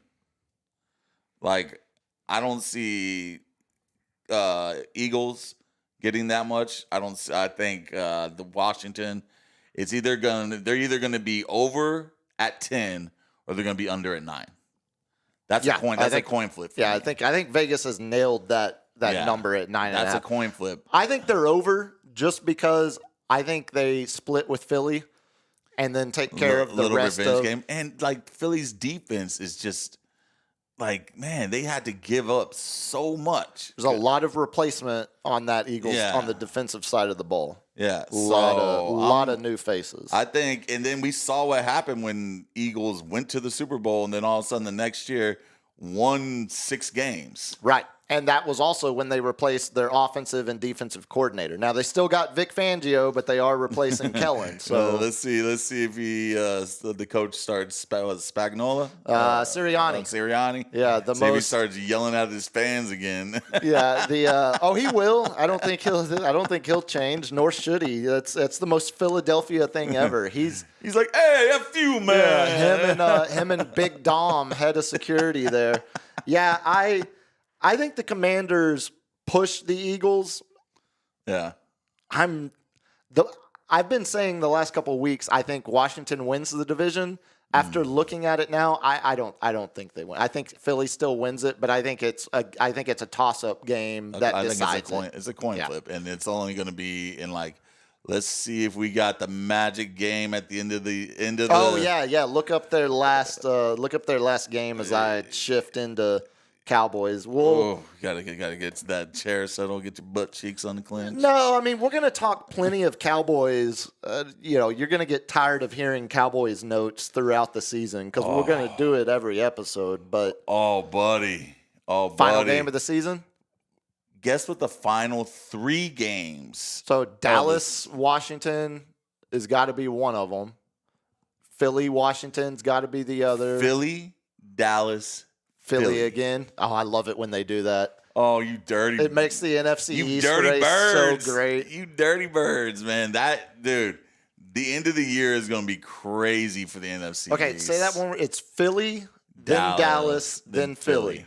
And they end in the link. Wow. Ooh. I think that it all comes down to those 3 games. Yeah. No question. And we're not talking about Dallas. We're talking about Philly and Washington, by the way, but not Dallas. All right, let's get to Dallas. Let's talk about it because it does. Dak Prescott sucks. The question of whether Dallas is closer to that Philly-Washington grouping pairing or closer to the cellar dwellers, New York, it doesn't surprise me that Vegas says, they're right in the middle. They're 2 games better than the Giants, but they're 2 games worse than Washington. Yeah, they're not in the. You can't sit at the cool table, but we're not going to put you with the special needs kids. The signs of hope, I would say, start with just the weapons they have on offense. Obviously, having CD and Pickens makes you a top 5 wide receiver pairing in the league. Yeah, you've got a top 10 tight end who you've now committed to, locked up at a decent price, putting him seventh paid. 10? Why didn't Ferguson? Yeah, Ferguson's top 10. What, 9 or 10? Or 7, right, where he's slotted money-wise. I mean, you look at the rest of the top-paid tight ends, I don't think there's... He had a down year last year, so is he just going to... Well, he was hurt, but he was a... Everybody's hurt. He was a Pro Bowler, although Pro Bowlers are fake and fraud, but he was... I mean, he was a... He took someone's slot. No, he wasn't a replacement Pro Bowler his first year. His rookie year? Yeah, no, he was legit. He's so just the names right after Ferguson. Would you rather have Freiermuth or Ferguson? Freiermuth. Really? Yeah, sure hands, get you that short yardage, man, get you some yak, and he can block. Yeah, he's nasty. Freiermuth's nasty. He's a touchdown machine too, by the way. You can basically, how many touchdowns did he have last year? Yeah, no, Freiermuth's best year is worse than Ferguson's first year in the league. His most he's had in NEC, he had 7 last year. Yeah, 7 touchdowns. But how many did Ferguson have? Well, he was hurt last year, but Ferguson's first year it was 7, I believe, off the top of my head. Okay. But the catches and yardage, Ferguson dwarfs him. Well, of course, because Dak threw it 50 times a game. Yeah, but that's what that's the Dallas Cowboys strategy. That's when in doubt, just throw the ball. So Ferguson's direct numbers compared. That's why he's a top 5 fantasy QB. Okay, honestly, year. they're damn near the same statistically. Looking at, and Freiermuth is a year older. Yeah. And it was Ferguson's second year. His first year, he was still. I think Freiermuth is a little bit more dependable, in my opinion. Jonnu Smith. Man, he was so hot at the end of the year. He decided fantasy championships, but he's a smaller tight end, and he's definitely not a blocker. So, man. So Smith's last year is the only year he's ever been better than Ferguson or Freiermuth. Yeah, that's how I'd say that. I think if the Freiermuth one, sure. So he's 8th best, not 7th. But I mean, there's everyone else. Who's number 10 on that list? Well, Kittle was number 1. Obviously. Well, that was just contractually, numbers wise. What'd you say? Number 10? Yeah. So 1, 2, 3, 4. This is great content counting. 1, 2, 3, 4, 5, 6, 7, 8, 9, 10. Dalton Schultz.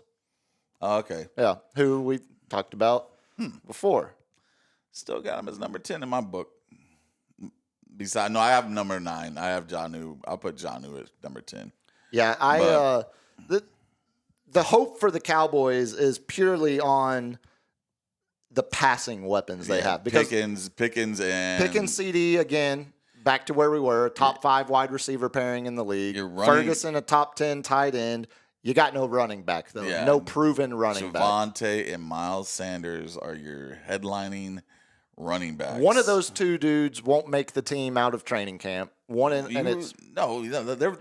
to be your 1 and 2. No, I think one of those, same way when we were talking about Ronald Jones before. You got Jordan Blue coming back. Jayden Blue he's going to be the split guy between Miles Sanders and Javonte Williams are fighting for that part of the platoon. Did Blue play last year or was he hurt? He was at UT. He was good. Oh, so y'all drafted Blue. Yeah. So it was a 5th round pick.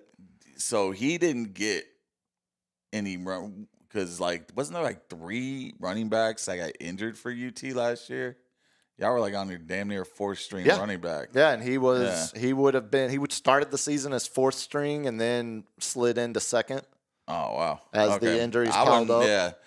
Blue hey, you're my boy, Blue. Let's see what you can do. Potentially a game-changing weapon, but fumbled a lot at Texas, which means probably going to fumble a lot in the NFL, which would bigger, faster, stronger, baby. Exactly. Quickly seclude you to the bench. Yeah. The outside of the running back game, as we're talking about, or the running back situation, as we're talking about how bad it is this year, last year they barely averaged 100 yards a game. Oh, yeah. They were 27th in the league. And the only reason why they got those numbers was late. Whenever when Rico Dowdle just started to the pop last off a little 5 bit. games, he was like, "Oh, I'm a running back." But it was also after Jerry quit making McCarthy play Zeke. Yeah. Once they finally got rid of Zeke, literally cutting After Thanksgiving game, basically. That's when you started to see Rico Dowdle, finally come on, and that saved them from being even closer to dead last in the league and running the ball. So as much as the running game on offense is a problem, it was even worse on the defensive side of the ball. They gave up 137 yards a game on the ground. Oh, my God. That was 29th in the NFL. So I think the Cowboys season can very neatly, cleanly be summed up. If they run the ball better and if they stop the run better, they're going to be a better team. It really is that simple because they got better at every other position on the entire roster. Every single other position. I bet y'all wish y'all had the draft pick right before. I wish you had the draft pick before when got Michael Williams. That guy. Yeah, he's not a run stopper though. I mean, he's going to be he's going to live in the backfield. No. He can go through the backfield, but he's a hole plugger. Yeah, but and if they've been Dallas showing doesn't. anything, Dallas has got the ends. That's not the defense. Yeah. Stopping the run for them is all about like Osa Odigizua is great, but he's a pass rushing defensive tackle. Yeah. They don't have anybody that fills space in the middle of the defensive line. Yeah, that's their problem. And the thing is, when you start doing that, you start. I do like Ezaraku, the guy they drafted out of BC. You start tiring the defense down. And then when you have a pass first and a pass happy offense, you go 3 and out real quick. And that's a recipe for a disaster of a game to where they just control the clock and then they'll just sit there and run it down your throat, make play actions, throw the deep ball. Then all of a sudden you got to sit there and just keep throwing the ball because you're down by 2 scores. So it's going to be the same recipe as last year. Yeah, that's where I don't see. I'm leaning under with you. Yeah. I mean 7.5. Schottenheimer. They want them some arch. Brand new head coach, first time ever. Brand new offensive coordinator, brand new defensive coordinator. Yeah. I'm more like I like both the hires. I like Flus and Clayton as the 2 coordinators. Yeah. But they're also first year in Dallas. We'll see how that transition goes under a first-time head coach in his first year. All of the recipe, all of the ingredients in front of me suggest it's a 7-10 team. Yeah. I'm looking at their schedule. They say they beat the Vikings, beat New York twice. There's 2 locked in.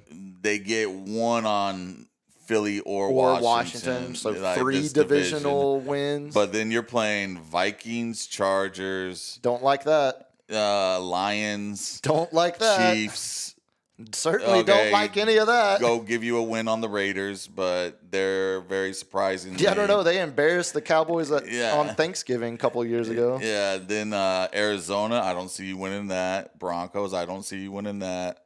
Vegas doesn't see them winning either of those. It's not just you as a 49ers fan saying that. Vegas says you don't win those games. So here's a winnable one. Panthers. So what are we up to now? 4? Yeah, Jets.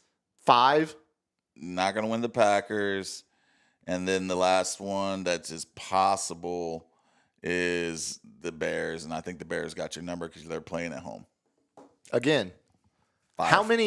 How many games is Dallas even favored on their schedule? 5 at best. 6 at best if you say Chicago. Yeah. And that's still a game and a half under what Vegas is saying. I mean, you got Atlanta, but I think they're going to be a surprising team this year. But we'll see. I want to have the blue sunglasses, eternal optimist, hope in what is happening. I got one of my best friends. He is the worst Cowboy fan. The Cowboys nihilism is absolutely so ingrained in my soul at this point. 7.5 feels like that feels. Give me the under, and I'm not even hesitating. Yeah, definitely the under. And also the other thing, if Dak's 32 years old, he just turned 32. They have 3 more years before they can get out from underneath that contract. Yeah. Dak knows I've got 3 more years as the starting quarterback of the Dallas Cowboys unless we do something big in the playoffs and they. But here's the thing for hopeful. Here's the upside. But that's what I'm saying. He's not going to play a full season any of these remaining 3 years. He's locked into contract before they can get out of it. Joe Milton is just as likely to win games as the starting quarterback this year as Dak is, as crazy as that sounds. But here's the upside.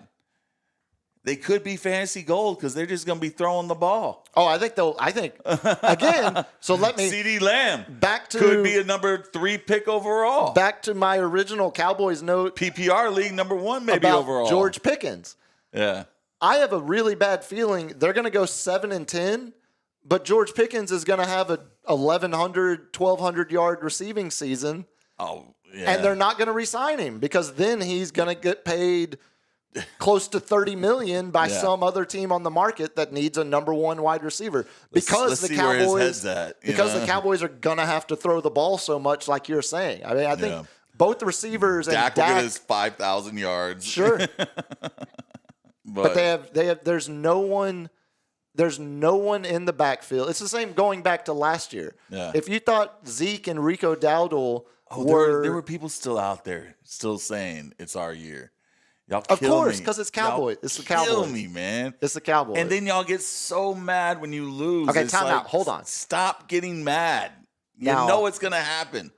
When they go on a 3-game win streak, they're not. They over the Giants. When they win 3 out of 4 between Giants, Bears, Packers, Jets, Panthers, win 4 out of 5 there. Oh, I'm right back in. You're right back in. I'm right back in. And that's the problem. That's why we got a good team. You see what I'm saying? Look, and they scheduled them right as a group for a reason. Of course, because they want to get let's bring all the Cowboys fans back in and then they crush your dreams right before Christmas. Yeah, trust me, you'll hear in 2 months, in 2.5 months, you will hear me talk about how glad I was that I was so wrong about taking the under on 7.5 wins. After they win 4 out of 5 over that stretch, only lost to the Packers. I'll say, hey, look, Packers are a solid playoff team. But we're on. Pickens is he's the game changer. Oh, when Pickens has 130 against the Panthers, and I'm like, hey, and stuff, you're like, hey. He was worth that 3rd round pick. No, third. I know it's crazy. So the last 2 trades outside, they traded for Kenneth Murphy and Kyer Elam. They've made some other trades, but the last 2 meaningful trades they've made, they gave up a 4th round pick for Trey Lance. Do you want to take a guess on where Trey Lance is right now? Oh, he's starting tomorrow. Oh, you know it. Okay. I already know. Chargers. Yes. So Trey Lance. I read the meme. It's like half the nation is going to find out that Trey Lance actually plays for the Chargers tomorrow. He's not even like Taylor Heineke is technically their backup unless Trey Lance beats him out. So Cowboys gave up. It does get me in my feels that I'm going to see Jim Harbaugh. And popping his pads before the game, and I'm going to be like, oh, man. Well, the Cowboys gave up a 4th round pick for a guy that right now is 3rd string on other team's depth chart. And we got some gold on and that. And then they gave up a 3rd round pick for George Pickens, who might overperform to the point where they can't re-sign him after 1 year in Dallas. Things are great, buddy. Things are great. Give me the under on the 7.5. Yes. Oh, let's talk Giants real fast before we get out of here. Oh, the sweet Giants. Why didn't that GM listen to his kid? Remember the Hard Knocks? Yep. The pre-Hard Knocks? The kid said, draft Jayden Daniels. You'll regret this for the rest of your life if you don't draft Jayden Daniels. His 12-year-old. Tried to tell him. And if they drafted Jayden Daniels, the Giants would be we would be talking about the Giants competing in the division because they do have the one best weapon they have is the wide receiver from LSU. Yeah, Malik Neighbors. I would argue he's definitely their best weapon. but their best position group, I think they have the best defensive line of any team in the division. They tried to take it old school, Dexter Lawrence, Strahan. Kayvon Thibodeau, Brian Burns drafted Abdul Carter, second overall? Yeah. That might be, that's top 3, top 5 in the entire league. Definitely best in the division. That's what we did when we got Bosa. Like, we just said, our D-line is going to come back, and that's going to be our center point.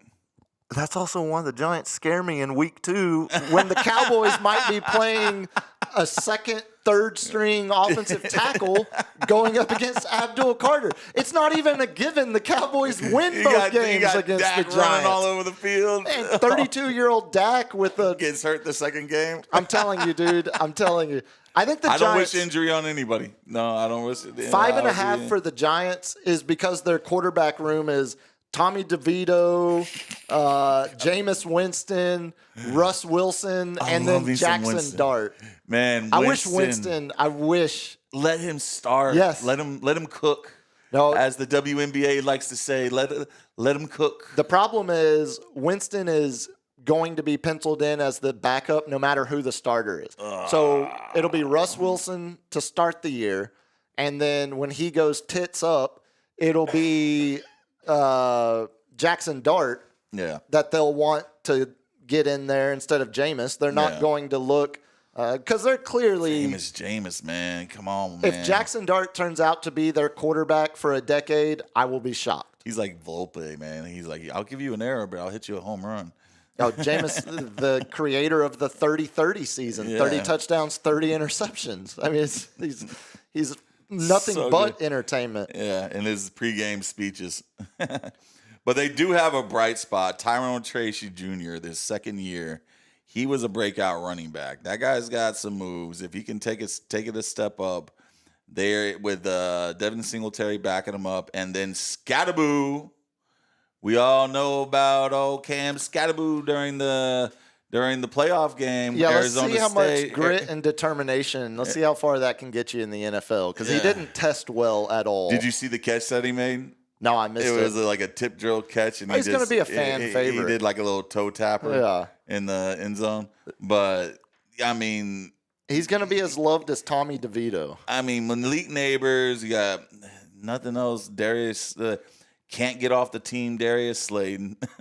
No, there's nothing to talk. Little Jordan Humphrey. The best part about their offense, besides Malik Neighbors, is Kafka, their offensive coordinator, the guy who finished second to Kellen Moore in the running for the Saints head coaching job. Yeah. He's going to be a head coach next year. Oh, nice. I mean, he's kind of the hot name that keeps finishing second in head coaching searches. So I think it's only a matter of time before he's got a good scheme. So I think, with Scatterboo, with his little wiggle and his jiggle, he's got. I mean, he can get there, and he's grimy. He'll get that yak as well. What are the odds to you that Dallas finishes below New York? Is it above 50%? Surely not. It's a coin flip. You think so? It's a coin flip. See, I don't think it's because that bad. you actually sold me on the defensive line. It's not good, and they played second week of the season. Defensive line, when I just said, hey, pencil in 2 wins for the Cowboys, I'm like, they might get ran. They might get ran through this division. You know what I'm saying? They're not going to be able to They're not going to be able to run the ball against Dexter Lawrence inside. No. And Dak's going to be scrambling for his life with Abdul Carter and Thibodeau on the edges. Yeah. And Brian Burns. It's just young, hungry, just beast of men. All just running like a 4.6 at 2.8, like at 260. I don't think the Giants win 6 games though. I think they're still under. The only way I can see it is if Russ gets any kind of, if Jameis or Russ get any kind of their mojo back and they pull out some crazy wins. But once again. But if you're a Giants fan, you don't even want to see that. You don't want to see Russ Wilson carry them to 8 wins and give them a mid-teens draft pick. You don't want to see that.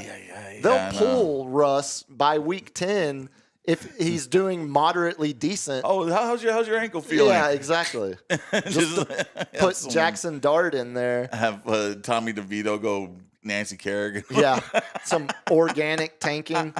Yeah. The defensive line is the only, outside of Malik Neighbors, is the only real bright spot of that entire roster. Tyrone Tracy. Yeah. I'm just saying, like, he's a solid one. I think he also had his best game of the year last year against Dallas's terrible run defense. So some of those numbers are potentially a bit inflated. Twice, so, I mean, let's run through them real quick. Eagles, you're saying under 11.5. I'm going over. I think Eagles are 12. I think they're below where they were last year, but I think they're still. I think they gave up too much on defense. Commanders 9.5. Over. I'm going over too. I think they're 10. I think Vegas has the 2-game differences correct. I just think they're slid. Well, those last 3 games are going to. That's going to be awesome. Yeah, that's going to be amazing. Cowboys 7.5. You say under. I think I'm still saying under. Giants 5.5. I go under. I'm going to go over. Oh, well. I'm going to go over. Look, again. It's going to disappoint some Giants fans, but I'm going to go over. I'm going to go over. That's not. It wouldn't shock me if the Giants won 6 or if the Giants won 2. Yeah, it wouldn't shock me if Dallas won 8, 9. They go back to the 50-50. Or 4 or 5. Yeah. They're not going to win 8. Come on, guy. 8 doesn't seem. 8 doesn't seem crazy. 9 seems absurd. Yeah, I know. Just one game does that's doable. That's ridiculous. Yes. For one game difference. Yes. A 1 game difference. Yes. Looking now that you ran through their schedule. A 1 game difference. Yeah. You're like, I can see it. One of those. Absolutely not. One of those is over 500. One of them is under.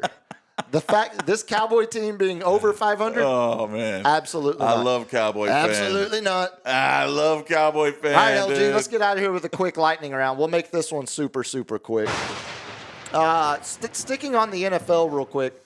I had this from Monday. Did you see Travis Hunter is taking equal snaps in training camp with Jacksonville? I did not know. I'd seen the highlights of him just catching. So far in camp, the Jags beat reporters have been keeping tabs on it. He's within 10 snaps daily on offense or defense. Some days he's been more offense, some days he's been more defense. It's going to be schemed. It's like if we got to stop a hot receiver or like a Justin Jefferson or something and just really take him out of the game. And think about what kind of weapon that potentially could ridiculous, be. That's man. insane. Yeah. If you need, it's 3rd and 7. We need a first down. Go play receiver. Exactly. It's 3rd and 7, and we need to get a stop. Go guard their best wide receiver. Exactly. He's got get that Gatorade. Hit me, Lawrence. An incredible feat, man. I saw this stat and it kind of blew my mind. Only Tony Parker and Kawhi Leonard are only 2 in NBA history to have a winning record against every team in the league. Now think about that. How did Tony Parker have a winning record against the Spurs when he was in Charlotte? I think it's because we probably lost 1 or 2 against him when we had DeRozan. The Kawhi one doesn't shock me as much as Tony does. Yeah. Just because Tony hasn't had as much time. He only played 2 years, so he only played us 4 times, and we probably went 3-1. So you only got to win 3, to get it. Yeah. That's shocking. It's only those 2, and it's not even anyone Parker was 90, drafted 99, drafted 2000, somewhere right there? 2001, I believe. Yeah, so no one before that in NBA history? No one in NBA history. Crazy stat. Yeah, that one's pretty fun. I love fun facts. Hit me, LG. It's still real to me, damn it. Yeah, Parker 2001 draft. The speaking of guys that played in the NBA, did you see the headline of Gilbert Arenas being tied in with some Israeli mobsters? Holy. Don't do it, buddy. He got arrested. They were hosting house poker games at one of his mansions. Was it? I thought this was SGA. No. It was Gilbert Arenas. I swear I thought I saw it. No. It was Gilbert. It was Gilbert. And I think SGA might have been there. They possibly. Yeah. They were taking a rake, which hosting poker games at your house, not illegal. Yeah. taking a rake for the house Yeah, you can't illegal. do that. Also, they were bringing in girls to do massages to people while they were. They do that here. Sure, of course they do. Oh. But just wait.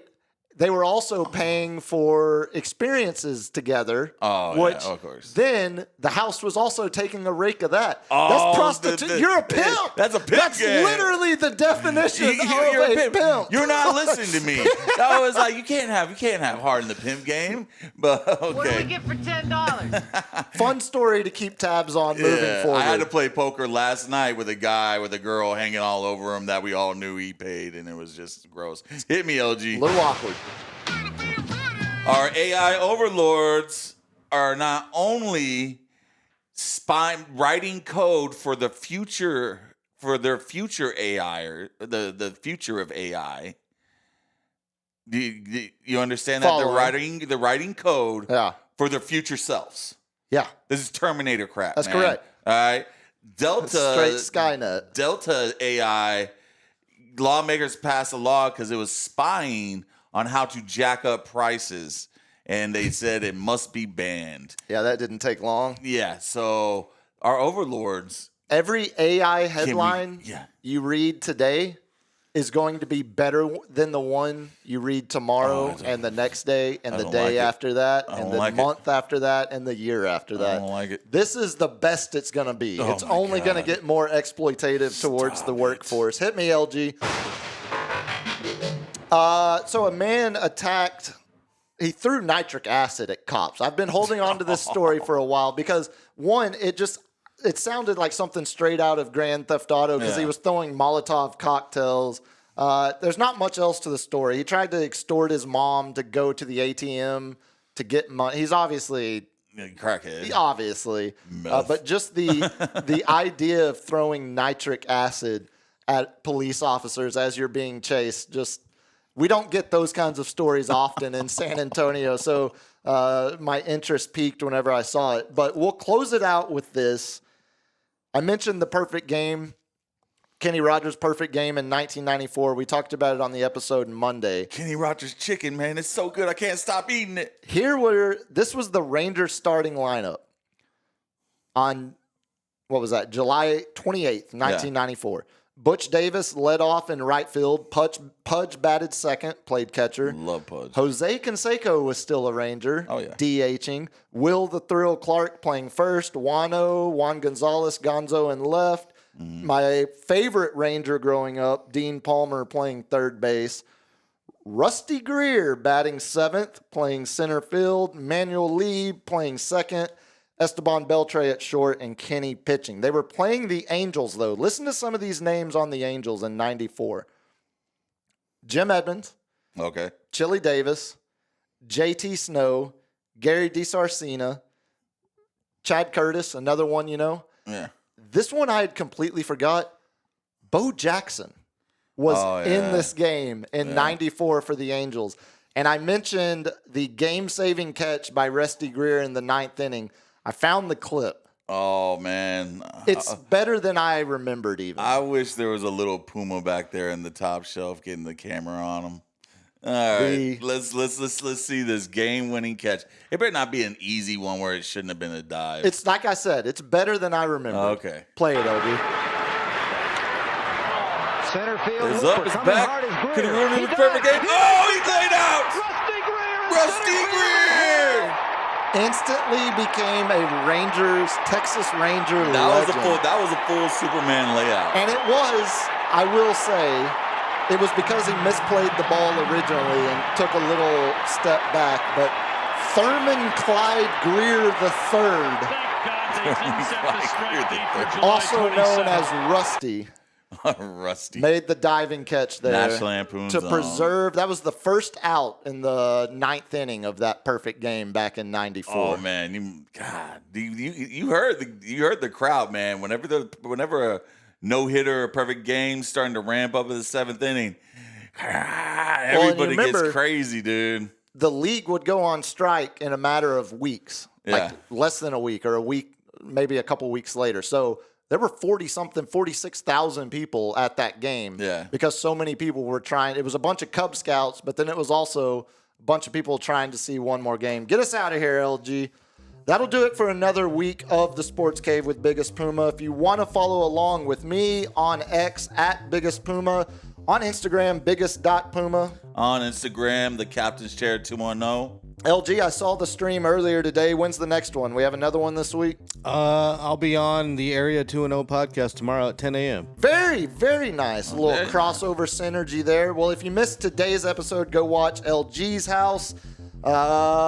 Next week, we're going to start some college football previews, college football talk. We're going to talk some fantasy. Fantasy football, I know guys. something you want to get into. Yeah, get ready. Get ready. July was our best month. Thank you for following along as we continue to grow this thing. Y'all have a good weekend. Be good. Be safe. Peace. We'll talk next week.